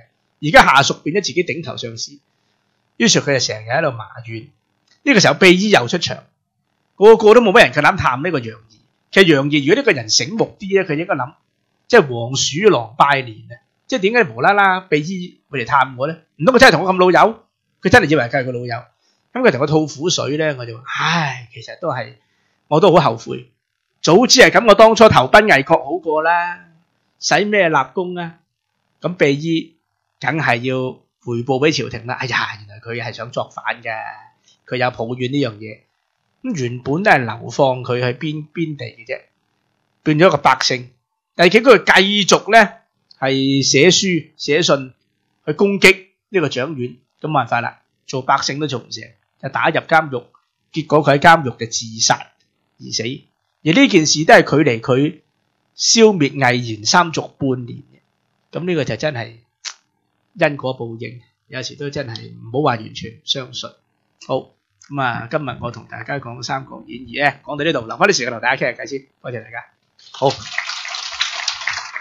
嗱，喺正式仲有啲時間啦，咁可唔可以阿天樂你簡單總結下《三國演義》係咪真係靠住？簡單總結下幾句。嗱，我覺得係如果作為認識三國史嘅入門嘅一種興趣咧，係好嘅，即係先令到自己有興趣先啦。因為《三國志》就好鬼悶嘅，咁又太簡略咧，咁佢講關羽得幾百字，咁有咩睇頭啫？個樣係點都唔知嘅。咁但係如果你要認識真實嘅三國史，咁當然係唔得啦。咁最好我建議大家，如果想慳翻啲時間又唔使睇書嘅，咁可以上翻去我寫嘅呢個三國即係演義靠不住呢個三國眾生相呢個專題啦，即係中國文化研究院嘅網站，其實有晒我呢啲文章咧。咁其實我都係以呢一批文章為即係藍本咧，就擴充今日呢一個講座嘅啫。咁就最快可以睇到啦。咁如果大家話係我唔夠喉啊，讀書會嘅同仁我都知道非常之好學不倦。咁啊，資治通鑑，我覺得係好有效嘅工具啦。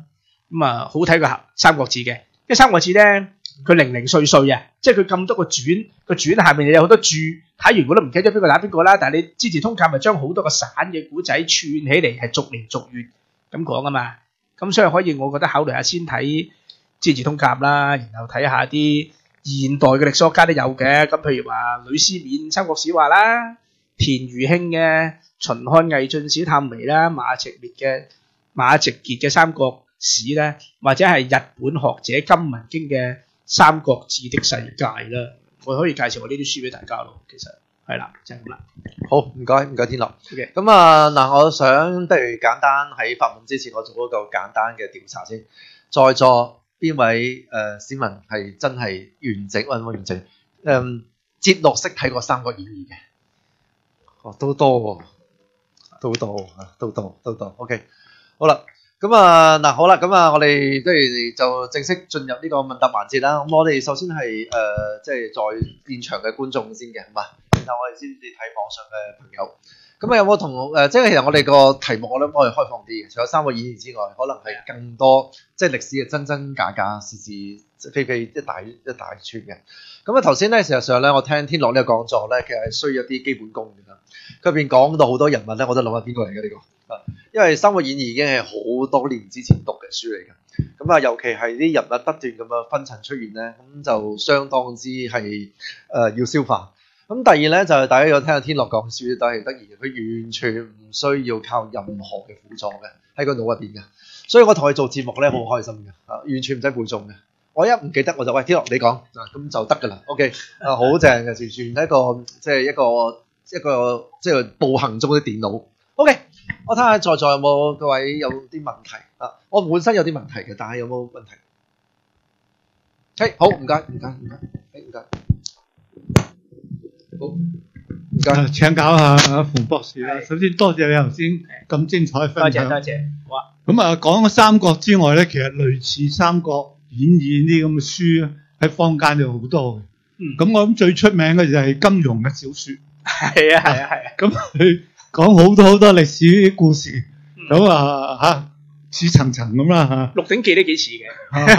咁我想向你請教，如果咁嘅時候咧，即係我哋讀呢啲咁嘅歷史演義嘅書嘅時候咧，即係除咗你講話要譬如去查翻《資治通鑑》或者呢一類咁嘅書籍嚟去比較下嘅時候咧，咁仲有啲咩其他嘅方法嚟？有嗱，其實你今日真係問得好合時啊，因為咧我哋在座阿邱博士邱日博士佢咪有寫呢個金庸小說入面嘅中國歷史啦，咁但係呢個佢講開金庸啊嘛，咁嚟睇下你呢本書啦，或者係睇下阿葉德平博士都有嗰啲即係從宋朝歷史睇金庸小說咁嘅書嘅。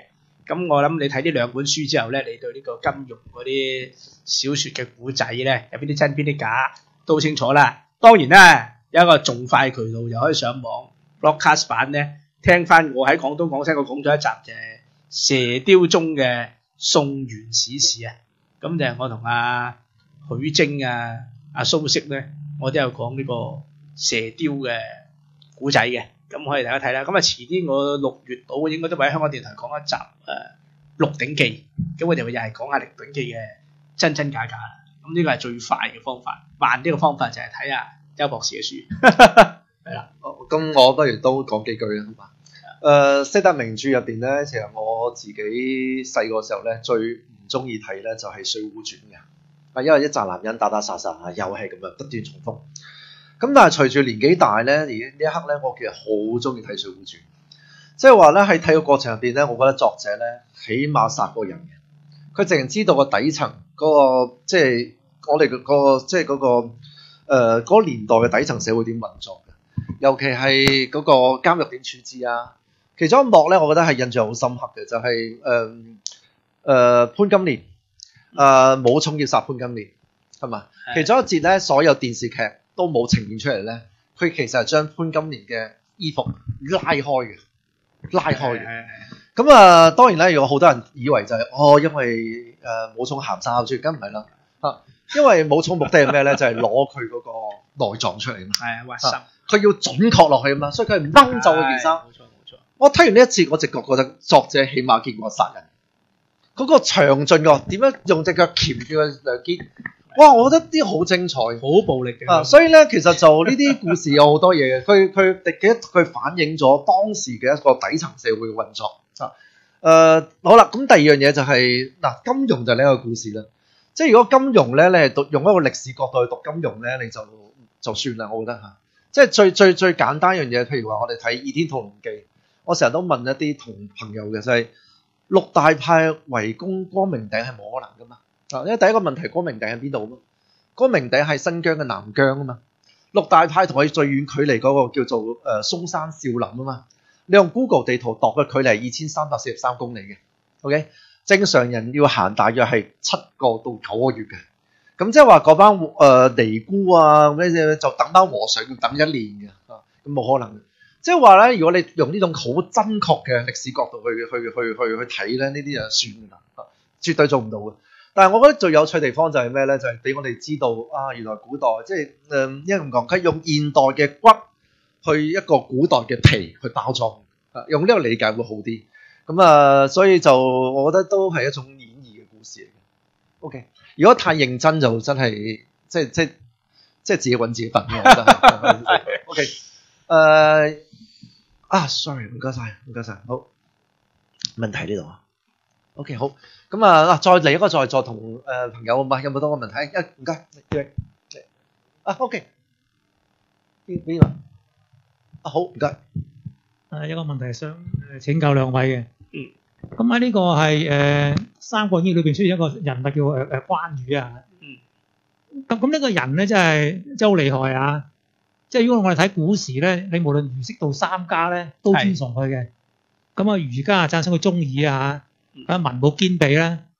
咁啊道呢個佛家咧話佢咧可以呢個所謂呢個驅魔甚至除妖嘅。咁呢個道家咧就話佢可以係呢一個係即係點樣講咧，都係類似咧，即係都係可以驅邪嘅。咁啊，要現今社會無論黑白兩道咧，咁啊，馮博士都講過啦。咁啊，所謂古惑仔又拜佢，咁啊，差館又拜佢，一麻雀館都即係拜埋佢嘅。咁我想問一問，就請教各兩位，就係呢個造神運動啊。除咗羅貫中之外，咁點即係喺個歷史嘅過程中，有咗咩人物係參與過，係令到呢個關帝廟咧係遍佈呢個全世界華人社會咧？咁啊，呢個問題想請教下，好唔該。OK， 我答你先啦。咁其實咧最出名造神嗰個將關羽神化嗰位咧就係宋徽宗嚟嘅。咁咧其實咧就係因為咧我哋知道宋朝咧係好靠呢個鹽啊嚟牟利嘅。宋朝嗰啲鹽咧係專賣。咁啊鹽咧就有鹽池去釀製嘅。咁但係咧鹽池咧就係遇到水災，咁損失就好勁啦。咁成日有個道士啊姓張嘅咧。因為我哋可以有辦法嘅，我哋請阿關帝幫下手，因為蚩尤作亂啊，即係黃帝大戰蚩尤，我哋揾個關帝咧就搞掂啊蚩尤，咁結果個水災就平定咗之後咧，咁於是就覺得係關帝顯靈，咁其實咧就係將呢個關羽啊變成皇帝嘅人咧，即係最有皇帝呢個稱呼開始，就當然係要由呢一個明朝萬曆皇帝開始。但係咧，將呢個關羽俾個公爵佢，再追封做皇爵咧，其實呢個就係由阿宋徽宗開始。而宋徽宗咧，佢係好信呢一個道教嘅，咁所以呢個道君皇帝啊嘛，佢叫自己做。咁啊，明朝萬曆之後就直情真係追封咗呢個關羽做皇帝咧。咁清朝乾隆皇帝亦都係非常之中意神化關羽嘅。其實滿洲人入關之前已經係遍佈呢個關帝廟嘅。清朝入關之後咧，其實關帝廟有3萬幾座嘅，喺全國各地嘅就係。咁點解皇帝咁中意神化關羽咧？有兩個考慮，第一希望有一啲忠臣好似關羽咁樣啦。第二就係因為通常都係喺呢啲皇帝通常都係面對內憂外患，就諗起係關羽，就希望借助呢啲神佛之力嚟做。而佛教就將佢神化咗做呢個迦南神啦。其實關羽仲有多種功能嘅，喺明朝咧。其實啲人考科舉咧都係會拜關羽，就以為關羽可以造福自己考中科舉。咁做生意嘅人因為自從宋徽宗神化咗佢，話佢可以保佑呢個鹽商發達，咁嗰啲鹽商就好中意拜關羽，咁關羽就變成咗財神。咁所以佢係一個多功能嘅信仰符號嚟，可以話。去到抗日戰爭咧，我哋打呢個813淞滬抗戰，其實有一啲民間嘅傳說都會講：哎呀，點解呢個炸彈炸我哋啲軍隊唔中啊，或者炸我哋啲人民中？關二哥顯靈攞把關刀挑走日本人嗰個炸彈啊！咁所以呢個就係一個神化嘅。所謂神化過程，無非都係無論係人民定係君主，都係按照自己嘅願望同埋需要啫。即係你想發達嘅，你咪幫佢變做財神咯；想考試好嘅，你咪幫佢變做即係呢個文化嘅符號咯。你想穩定統治嘅，你咪話佢係一個儒學嘅代表咯。但係最諷刺係咩啊？關羽根本係對讀書人係好傲慢，關羽最睇唔起就係讀書人。關羽係對士兵有禮貌，對讀書人冇禮貌。但係讀書人係最中意神化關羽。張飛倒翻轉啊嘛，頭先我講過，張飛就係尊重讀書人，但係對啲士兵又好差。呢個就兩兄弟倒翻轉，係啦，就係咁啦。我補充少少啦，其實如果睇唐宋筆記咧，有個好得意嘅記載。我哋睇《三國演義》咧，就係、你發現咧，就係、曹操係衰嘅，諸葛亮係好嘅，劉備係好嘅。呢種咧係點嚟嘅咧？就係、其實去到呢個羅貫中已經係個集大成。喺成個唐宋嘅過程入邊咧，佢哋有好多尤其宋代啦，好多戲曲啊諸如此類。曹操一出場，啲人就唔中意嘅。係啦，所以係好得意。我有個比喻咩？歷代嘅觀眾投票結果啊，曹操一出場，啲人就哇！諸葛亮冇辦法，即係後來死咗啦，係就好多人悲傷喊出嚟啊！甚至如果大家有興趣咧，去內地 D 站入邊做《三國演義》，諸葛亮死咗度，入邊嘅留言啊，全部都係咧咩丞相安息啊，諸如此類嘅，即係話幾千年後都係咁樣嘅。所以咧，其實有兩個故事咧。第一個咧，頭先天樂講咗，政權參與將佢神化。第二個就係咩？底下睇戲嘅市民逐漸分出中間出嚟。後來點解曹操黑臉啊、關羽紅臉啊等等，都係歷代投票結果嚟，好有趣嘅呢個過程。而且呢個因為有本書直情講呢個故事咧，就係點樣逐漸從一個咧係普通嘅一個將，慢慢變成一個咧神嘅人物咧。其實就係歷代嘅造神運動起咗份分，所以呢個其實正地關羽原來仲有趣。正話，喂，補充頭先一句，四大美人咧，西施都係假嘅。頭先你話其他西施都係假嘅。OK，頭先各位先，因為其實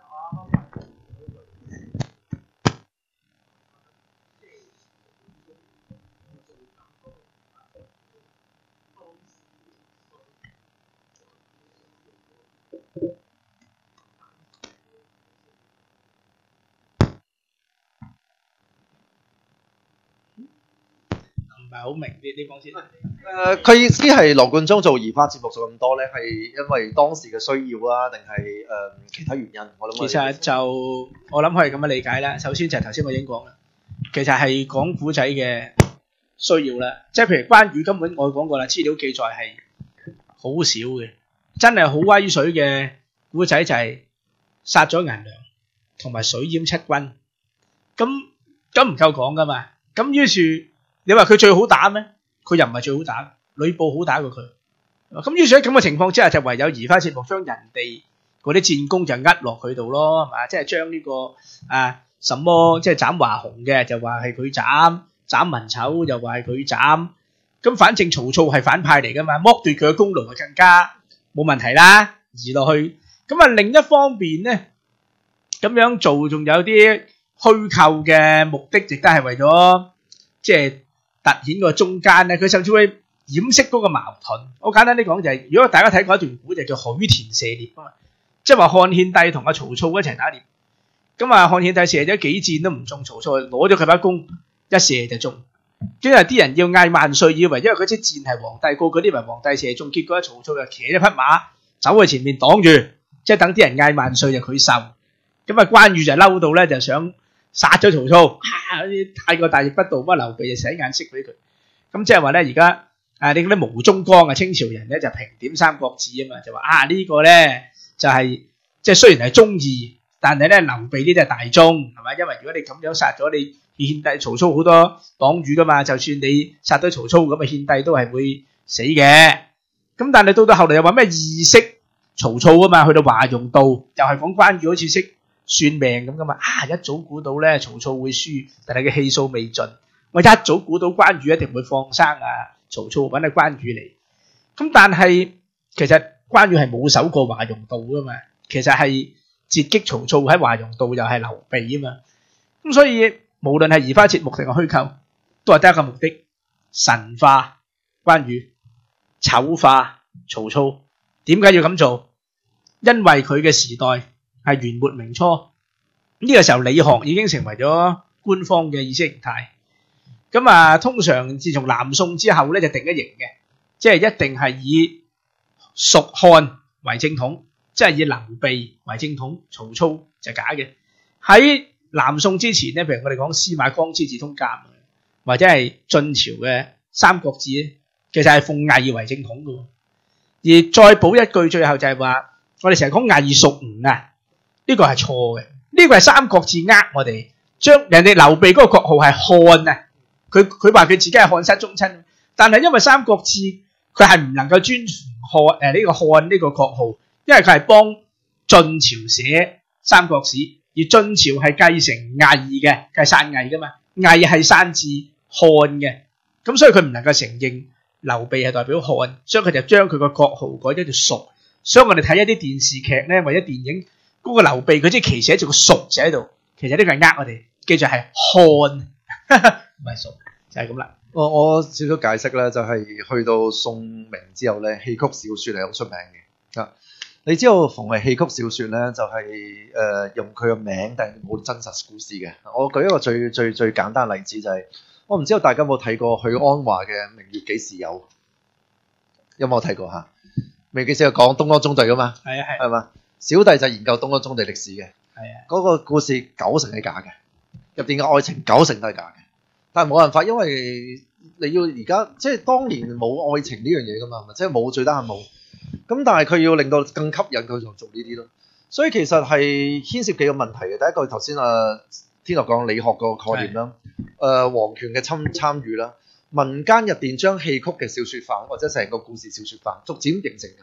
所以逢係將佢小説又好，將佢變成一個戲曲又好咧，佢逐漸就會，你就會發現嚟嚟去，譬如即叫到咩牡丹亭等等，其實都冇可能㗎。但係你睇完之後，你覺得哇好正喎，諸如此類。咁所以其實你要牽涉兩個樣嘢，就係呢個係唔同嘅視覺合一。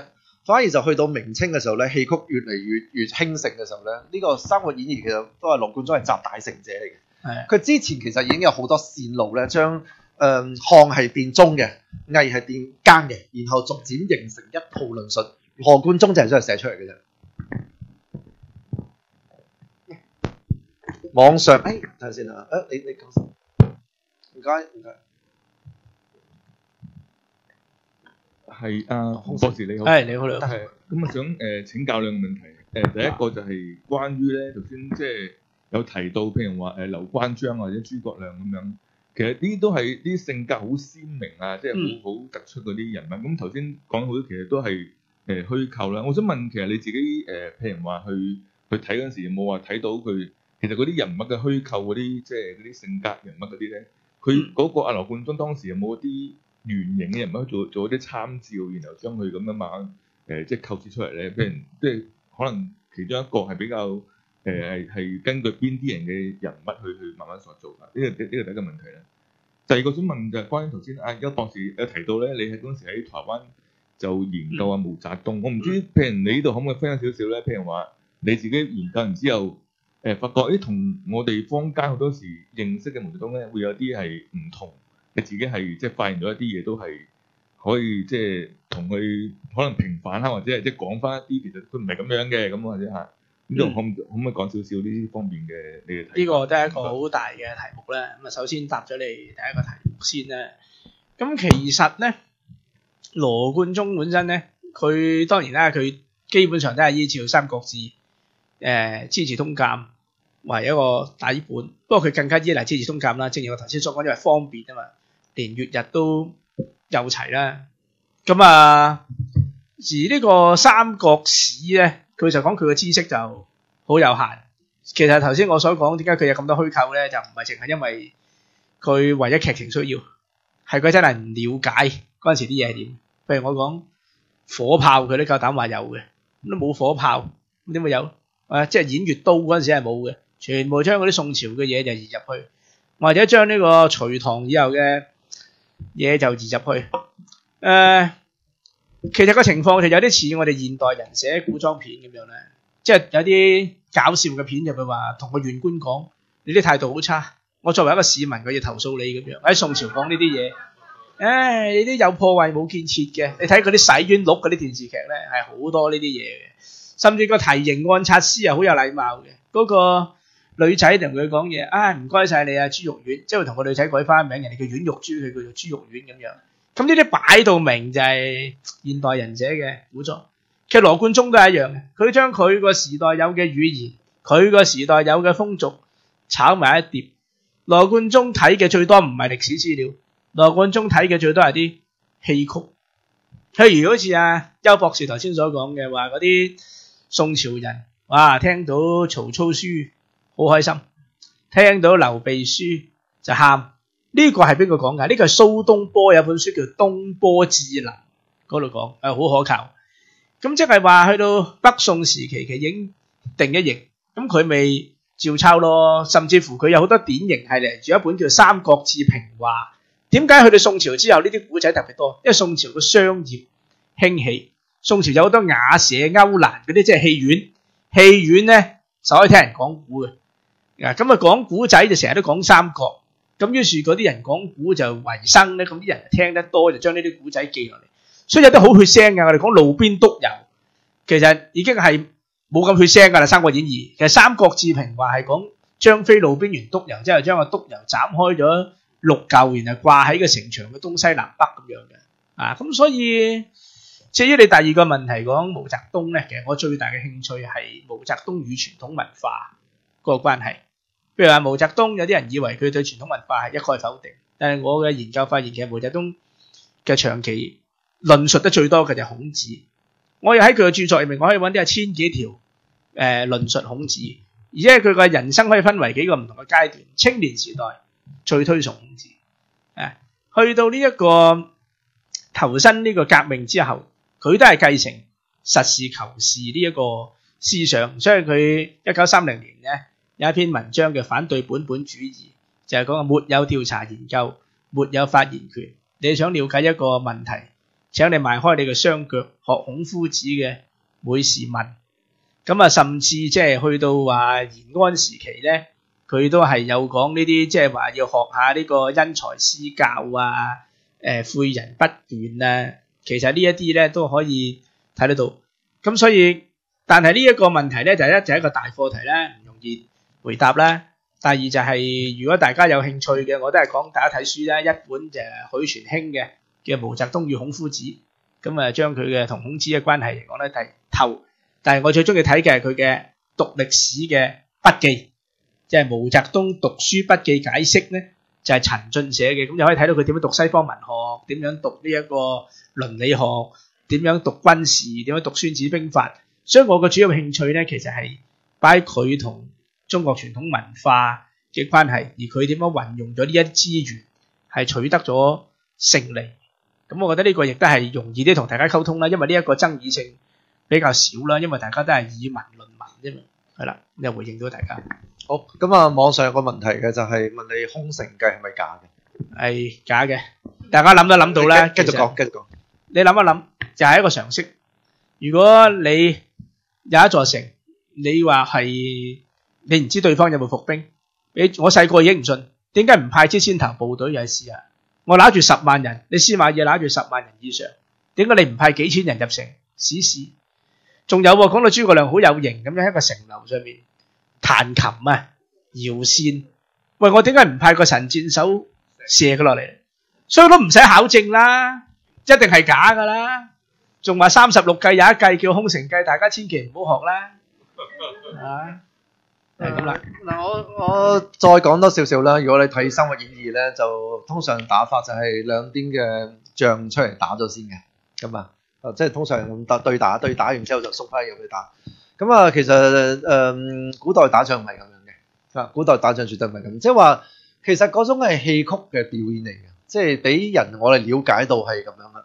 所以就佢好多嘅戰役咧，反而我覺得如果我即係作為一個對軍事有少少研究嘅人咧，佢嗰個《三國演義》嘅軍事嗰個表達方式反而係最差嘅。如果同真實嘅比較 ，OK 好，咁在場嘅係 OK 好，各位先好嘛？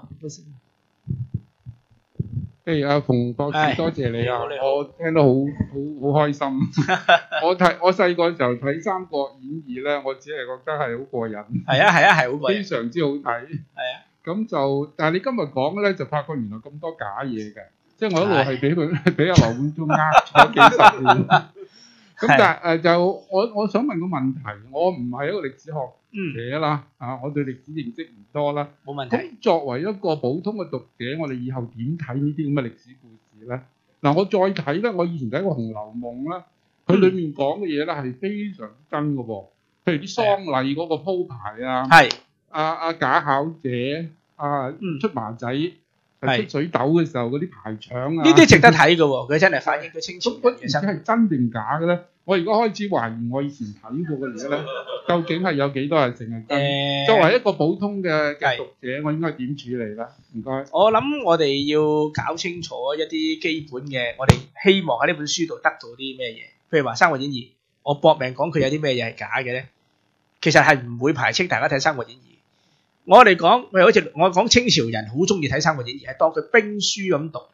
有一條橋叫做反間計，蔣幹盜書，頭先我講係假嘅。但係蔣幹盜書呢條計好啊嘛，即係周瑜特登寫一封假嘅信俾蔣幹帶翻去呢條橋。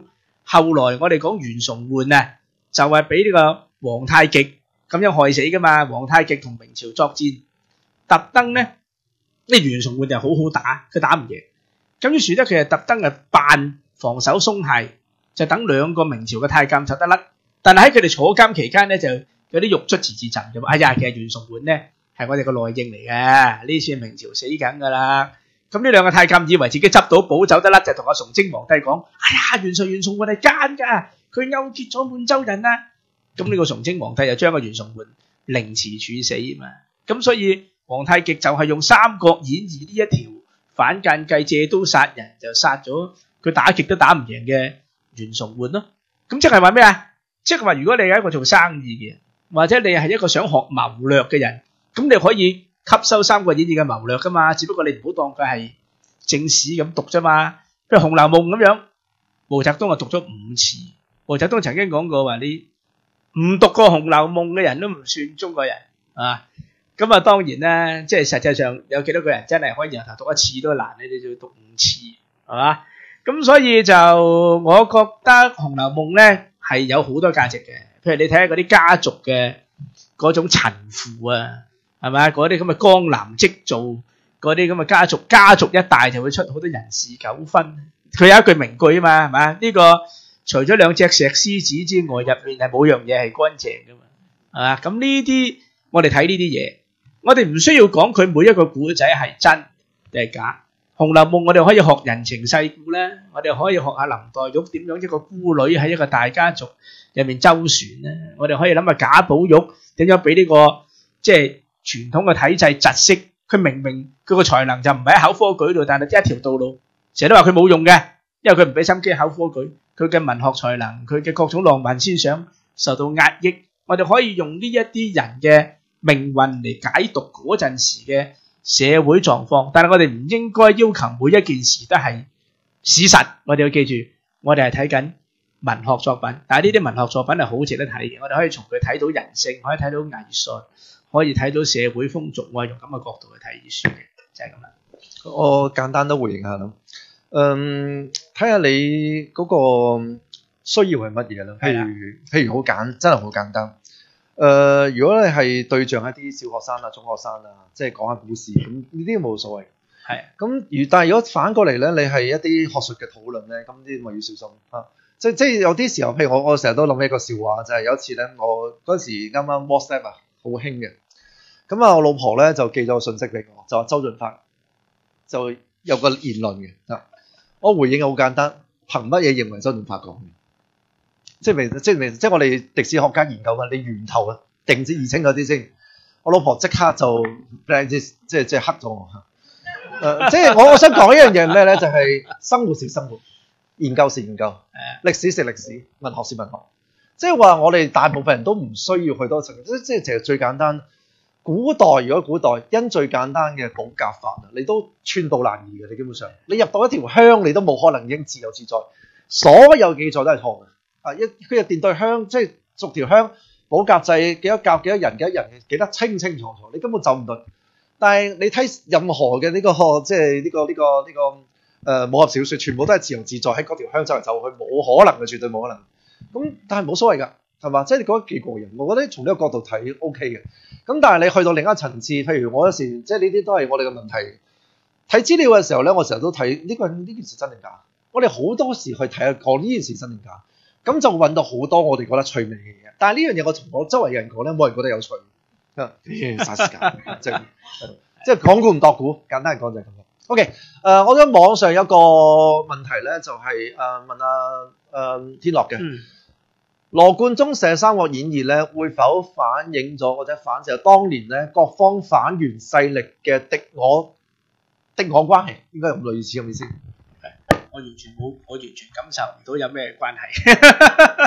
邱兄，你點睇啊？邱兄，係咯，我完全睇。羅貫中只係將歷代嘅一啲即係講法啊、流傳嘅故事啊，輯落成一個好睇。我覺得個角度就好睇。不過講得少少咧，《紅樓夢》同佢唔同嘅，《紅樓夢》就直情一個杜撰故事，但係《紅樓夢》更能夠反映清代嘅歷史，因為羅貫中未打過仗。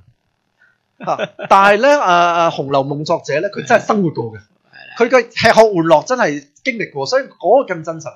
即係我頭先講嘅就係呢個《水滸傳》嗰個作者，佢都係經歷過下層社會啲殺戮嘅，所以係好真實嘅呢樣嘢。你反而睇呢樣嘢覺得好正，但係如果你睇譬如《西遊記》，你肯定作佢啦，邊可能呢啲？咁所以仲有一樣嘢要留意咧，就係歷史好多時咧係陳類嘅堆積出嚟嘅。譬如好簡單，哪吒紅咗之後咧，而家大陸有7個城市咧係追認哪吒係嗰度出世嘅。但係哪吒係個神話嚟噶嘛？你睇《封神演義》入邊咧，你就知道哪吒大約係靠近東海。但係《封神演義》後邊有個講法咧，哪吒來自地北方嘅一種力量去，佢北邊定係東邊，其實亂寫，你寫嗰時冇諗清楚嘅。所以咧呢啲嘅嘢咧，你就當係即係講故事聽下得噶啦。咁如果係認真去了解下咧，呢個人究竟邊度咧，其實真係冇乜特別意思。但係都可以聊為一談嘅，即係可以俾我哋寫下文章啊。攞下稿費啊，講下講座咁都幾快樂，開心啲咯。OK， 好咁啊，好係，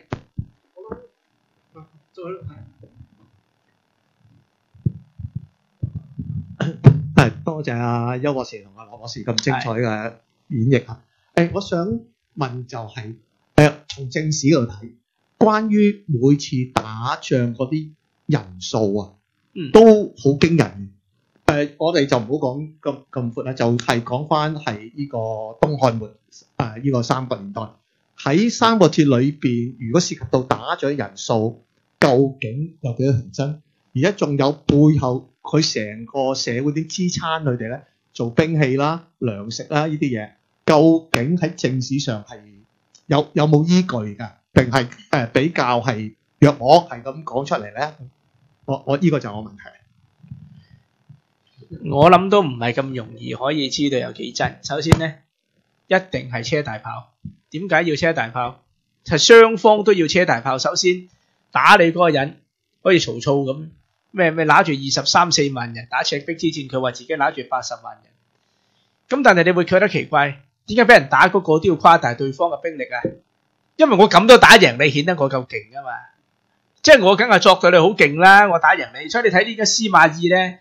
啲人成日都話佢識英雄重英雄，咁啊成日都產出嗰啲天下奇才，天咩下奇才？因為佢直情即係話佢食少事煩啊嘛。佢話你食幾啲嘢啊？佢問佢使者你丞相，我哋丞相一日食即係幾升米嘅啫嘛。我哋丞相好多嘢做嘅喎，打軍棍20下嗰啲案都要親自處理。佢話咁佢就嚟死嘅啦，好短命啊！佢咩都要自己做，食就食得少。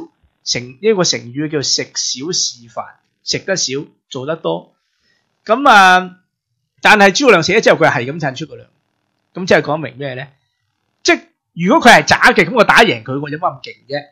哇，咁勁嘅人，佢叫做天下奇才，我都打得贏，咁我咪真係好勁咯，係嘛？但我唔會自己話自己勁噶嘛，好唔謙虛噶嘛，讚對方勁，其實係想托高自己勁。咁所以喺咁嘅情況之下，喺古代你知道嗰啲戶籍啊、數字咧，老實講係啲約數嚟嘅啫。即係中國以前傳統嘅社會嗰啲計數咧，老實講我哋一直都叫做。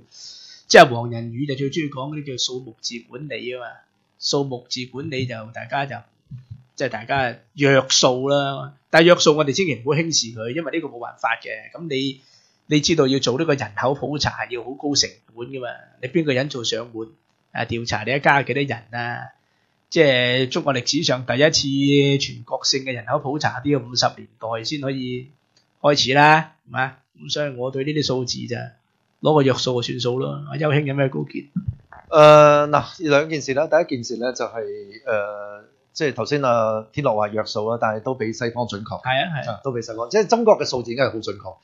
中國人有兩個特性嘅，就乜都記一餐嘅。所以成個東亞區咩地震啊、海嘯啊，即係你能夠觀察到嘅，其實都好準確嘅。即係中國喺左轉之前已經開始記載好多嘢，呢個第一件事。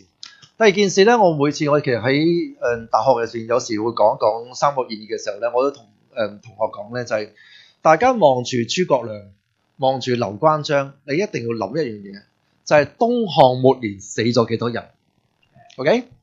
如果用咗最誇張嘅數字咧，東漢末年咧，以東漢全盛時期5600萬，東漢末年嘅官方數字係800萬，係5600點啊！即係話呢班係死剩種嚟㗎，死咗6成幾人啊！6成幾人啊！即係話你要用呢個角度睇咧，你就覺得劉關張就算佢生存都係福氣嚟嘅。頭先講個道士啊嘛，仲要美女添啊，仲要係。冇錯。所以我諗呢幾樣嘢就係咩咧？就係即係中國歷代戰爭非常殘酷嘅，尤其係呢種即係朝代末年嘅戰爭好殘酷。然後頭先啊天樂講咗啦，就係實際數字同現實數字一定有距離。但係如果你睇咧，就係即係中國傳統上嘅任何一場仗，春秋末期嘅仗已經牽涉到60萬人嘅戰爭。歐洲第一場60萬人戰爭咧，要去到30年戰爭，即係2000年後。2000年後，即係話呢種動員力、規模力咧，中國歷史係遠勝其他文明嘅。咁但係佢嘅殘酷性亦都係遠勝其他文明。所以你每次見到咧，哇！即係劉關張佢哋，你要諗清楚佢後邊死咗7成人，差唔多6成人，你就會覺得哇！呢個份量其實重到好多。所以即係點睇咧？就係即使我哋數字可能倒讚都好咧，就係佢嗰個戰爭規模嘅殘酷係好犀利。我即係咁睇呢個先。OK， 咁就佢多謝我哋。OK， 在場有冇我哋再問多一個問題好嘛 ？OK， 好。再次多謝兩位博士。咁啊，實際上我點解會嚟聽咧，都順便賣下廣告，因為我逢禮拜三晚咧就好喜歡聽兩位喺多謝廣東廣西嗰度咧，就講好多好有興趣嘅話題。咁我有兩個問題想講講，一個咧就請教下咧，就通常大家講咧就歷史係勝利者所寫嘅，咁變咗咁嘅時候咧，就可能係隱瞞咗另外一方嘅問題。咁對於我哋唔係經歷過嗰段日子嘅人嘅時候咧，即使我哋經歷過都係局部地，咁啊點樣去睇待事後所書寫嘅歷史咧？咁呢個係第一個問題。第二個問題咧就講咗好多《三國演義》裏邊嘅故事啦，咁但係喺歷史上咧，可能有可能就最大嘅誤解咧，就係對秦始皇嘅評價。係啊。咁呢個我好想聽聽，兩位今日可能唔夠時間啦，但係可唔可以簡單講講秦始皇係咪一個咁恐怖嘅人咧？咁呢個請教下兩位。我就秦始皇，我用8個字我知。好，第一，歷史係咪勝利者寫咧？呢個係難免嘅。咁我贏咗嗰個，譬如你好似講秦始皇，其實同一個問題嚟嘅，基本上就係點解秦始皇嘅形象咁衰？講到佢又好似有支氣管炎咁，一聲好似豺狼咁樣。你睇史記，個樣又即係岩岩巉巉，點解？漢朝人寫嘅。咁我取代你嘅，我唔寫衰你，我點取代你？你係大仁大義嘅，你好人嚟嘅，咁我打敗你，我係咩人？我係衰人，冇可能噶嘛。所以一定要寫衰你嘅。第二，你話點樣可以區分嗰樣嘢？好簡單啫，因為孟子就係講啦，即係誦其詩，讀其書，不知其人可乎？是以論其世也，是尚有也。即係知人論世。你呢本書係咩條件下寫出嚟嘅？譬如你陳壽，個個都話咁淨係讀《三國志》得啦，《三國演義》唔掂。喂，《三國志》都唔可以迷信。我頭先已經講啦，明明嗰個國號劉備嗰個國號叫漢。佢夾硬改咗佢國號叫蜀，明明咧《三國志》咧有好多嘢唔敢記㗎，譬如你話呢個蜀國滅亡，呢個魏軍就去蜀國嗰度奸淫擄掠，啲軍紀好差嘅，嗰啲咩鄧艾鍾會嗰啲軍隊，佢敢唔敢記？佢梗係唔敢記啦。譬如講呢個司馬昭弑君，呢個曹髦帶兵想入去即係打呢個司馬昭，因為司馬昭所謂司馬昭之心，路人皆見也，佢要搏一鋪奪翻個皇權翻嚟。但係司馬昭揾個門客叫做成濟，吉死咗佢。咁你呢個《三國志》都係幾筆啫嘛，即係話因為呢個曹髦太后發現佢精神有問題，佢竟然帶兵咧衝出宮結果佢自己死於非命，佢自己負責。我求其講呢幾件事，你已經覺得哇，三國志都唔係好靠得住，係嘛？咁所以我哋要睇一本書，我哋要當然啦，如果作為一個普通嘅讀者，我哋又唔使咁辛苦啦，即係大概嘅事實，三國志都係會記嘅，只不過你要好仔細咁逐忽去睇咧。但係你要知道嗰件事嘅可信性，第一你要睇多幾本啦，你唔可以依賴淨係睇一本啦，即係睇報紙咁，你都唔好淨係睇寫一張啦。第二就係你要知道佢喺乜嘢條件下講嘅呢番說話，即係譬如我係做地產代理嘅，我梗係話個樓市好噶嘛，個樓市好唔好啊？你訪問親佢，好係時候入嘅咧，唔通佢話啲樓市衰咩？唔會噶嘛，一樣啫嘛個道理，我覺得咁樣講。至於秦始皇，8個字講完，功在萬世，罪在一時。我覺得佢功勞好大，佢創建咗中央集權制度，佢防止到呢個諸侯割據，因為即係個中央委任嘅官員，佢唔係世襲，係要經過考核上嚟，係比較有保證。諸侯就唔同咯，即係個老豆死咗，個仔做，個仔死咗，個孫做，冇質素保證，隨時都會作反搞亂黨。至於嗰啲統一度量衡啊，統一文字啊，我覺得功勞係大，但係佢太急啊！即係明明佢可以分開幾代人做嘅嘢，佢一次過佢想做晒佢，咁啊死人就多。但係從長遠嗰個角度講咧，佢貢獻係大，所以話佢功在萬世，罪在一時。即係你生活喺個管治下，你會好多怨言，但係你放寬嗰個視野，佢有啲貢獻咧係你要長時段睇。都係嗰句啦，想知道秦始皇功過，上方網中國文化研究院網站我寫咗一篇啊，秦始皇係千古一帝，還是無道暴君，喺網上可以撳嚟睇到，我仲有真人聲音配音、聲音導航。好，今日講到呢度。OK， 我都簡單回應下啦。第一個咧就係歷史一定係勝利者寫嘅，我哋其實係勝利者或者係幸存者嘅後代。如果唔係我哋掛咗都冇睇到啦嚇，勝利者寫。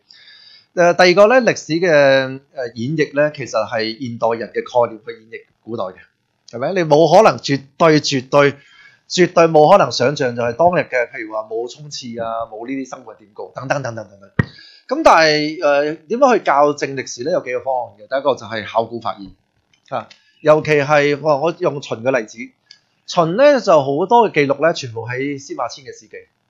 咁但係佢好簡單，咁下邊郡縣制係點運作㗎？冇人知道。直到幾時咧？直到咧就係70年代咧，睡虎地秦簡出咗好多竹簡，然後喺湖北出咗好多竹簡，之後大家係重建翻一個咧，就係一個秦嘅制度點運作。咁啊，所以好神奇，大家覺得哇，點可能會做到咁多嘢咧？譬如話，佢哋直情係一個法律文件寫得好清楚，呢件事究竟判重罪定輕罪，就睇下佢有冇意圖。意圖點判定咧，就好多例子去講啦。我覺得哇，簡直係嚇咗一大跳。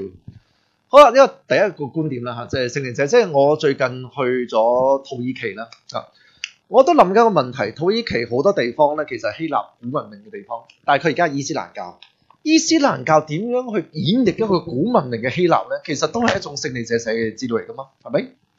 第二個問題就係秦始皇咧，我咁講秦始皇啦嚇，就係、中國嘅中央集權咧係逐漸建立出嚟嘅。如果再分析細少少咧，就係漢代初年啊，尤其係劉邦啊，係好推崇秦始皇嘅。佢揾咗14個人都係守墓嘅，好推崇佢。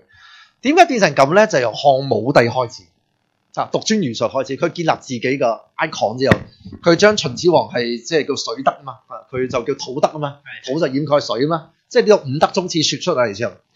我想講咩咧？就係、是、秦始皇有個好大嘅創建咧，就係、是、佢斷咗或者係逐漸斷咗咧，就係嗰個世襲制度、分封制度，行咗郡縣制度。呢、這個係劃時代嘅。佢建立咗，如果睇呢個睡虎地秦簡咧，佢係建立咗套中央集權，係而家全世界獨一無二運行到今日嘅中央集權。我俾個形容咧，我一直都諗唔到點形容。後來咧，我見到我老婆之後，我突然間諗起可以咁形容：無限責任中央集權。打仗關你事，火災關你事，你個仔打唔打機關你事，嗰個男仔着條裙喺街度得，乜都管。調翻轉係咩咧？無限責任係無微不至中央集權。父母官啊嘛，真係父母官，真係乜都去管㗎。就去到個程度咧，而且係歷代深化到呢個宗教集權嘅，去到而家都係咁樣嘅。所以你要覺得好神奇一樣嘢就係咩咧？佢建立你雖然而家嗱，法國都叫宗教集權，俄羅斯叫宗教集權，但係中國嗰套嘢咧係秦以下建立咗一套萬世一系嘅，直到而家我都覺得運作緊。所以你話如果從呢個角度睇咧，秦始皇係極偉大嘅。OK， 咁啊，至於即係佢荒淫啊、殺人嗰啲，歷代君主唔做呢啲事係好少嘅，昏君先唔做嘅，大部分都係做呢啲事。所以我覺得如果從呢個角度去講咧，就我覺最後講一個樣嘢總結啦，就係中國有個秦始皇祭祀嘅，即係喺河南我冇記錯，唔知河南邊度，河南定係陝西，我就見到咧每次都好多人嘅，我就覺得好神奇，呢班人應該冇一個係秦嘅子民嚟嘅，其實係六國子民嚟嘅。即係話六國子民咧，其實係已經跨越咗佢嗰個六國嘅嗰種仇恨咧，一齊向秦始皇鞠躬。我覺得呢個係一個好有趣嘅歷史故事。OK， 咁今日差唔多啦嘛。係啊。OK， 好，咁我哋可唔可以再俾啲掌聲咧？係阿天樂嘅，多謝大家。唔該。好啦，咁啊，我哋下一次咧就係14日之後啦，即係2月28號咧。咁個題目咧好有趣，我聽完之後好有趣啊。Everything you want to know about sex and disability 就係關於咧係一啲咧係disability 嘅人咧係同 sex 有關嘅，我覺得呢個題目係好 juicy 嘅嚇。咁咧就係主講咧就係鄭思玲，主持咧就係馮子軒嘅。咁但係呢個咧係用英文去演説嘅。咁但係咁就 in English 喎，改咗。用廣東話咁更加好啊！嚇，即係我覺得呢個係即係佢會令到我哋嘅成個視覺同埋個豐富程度多好多嘅。好，咁再一次多謝大家，多謝線上嘅同學，多謝在場嘅。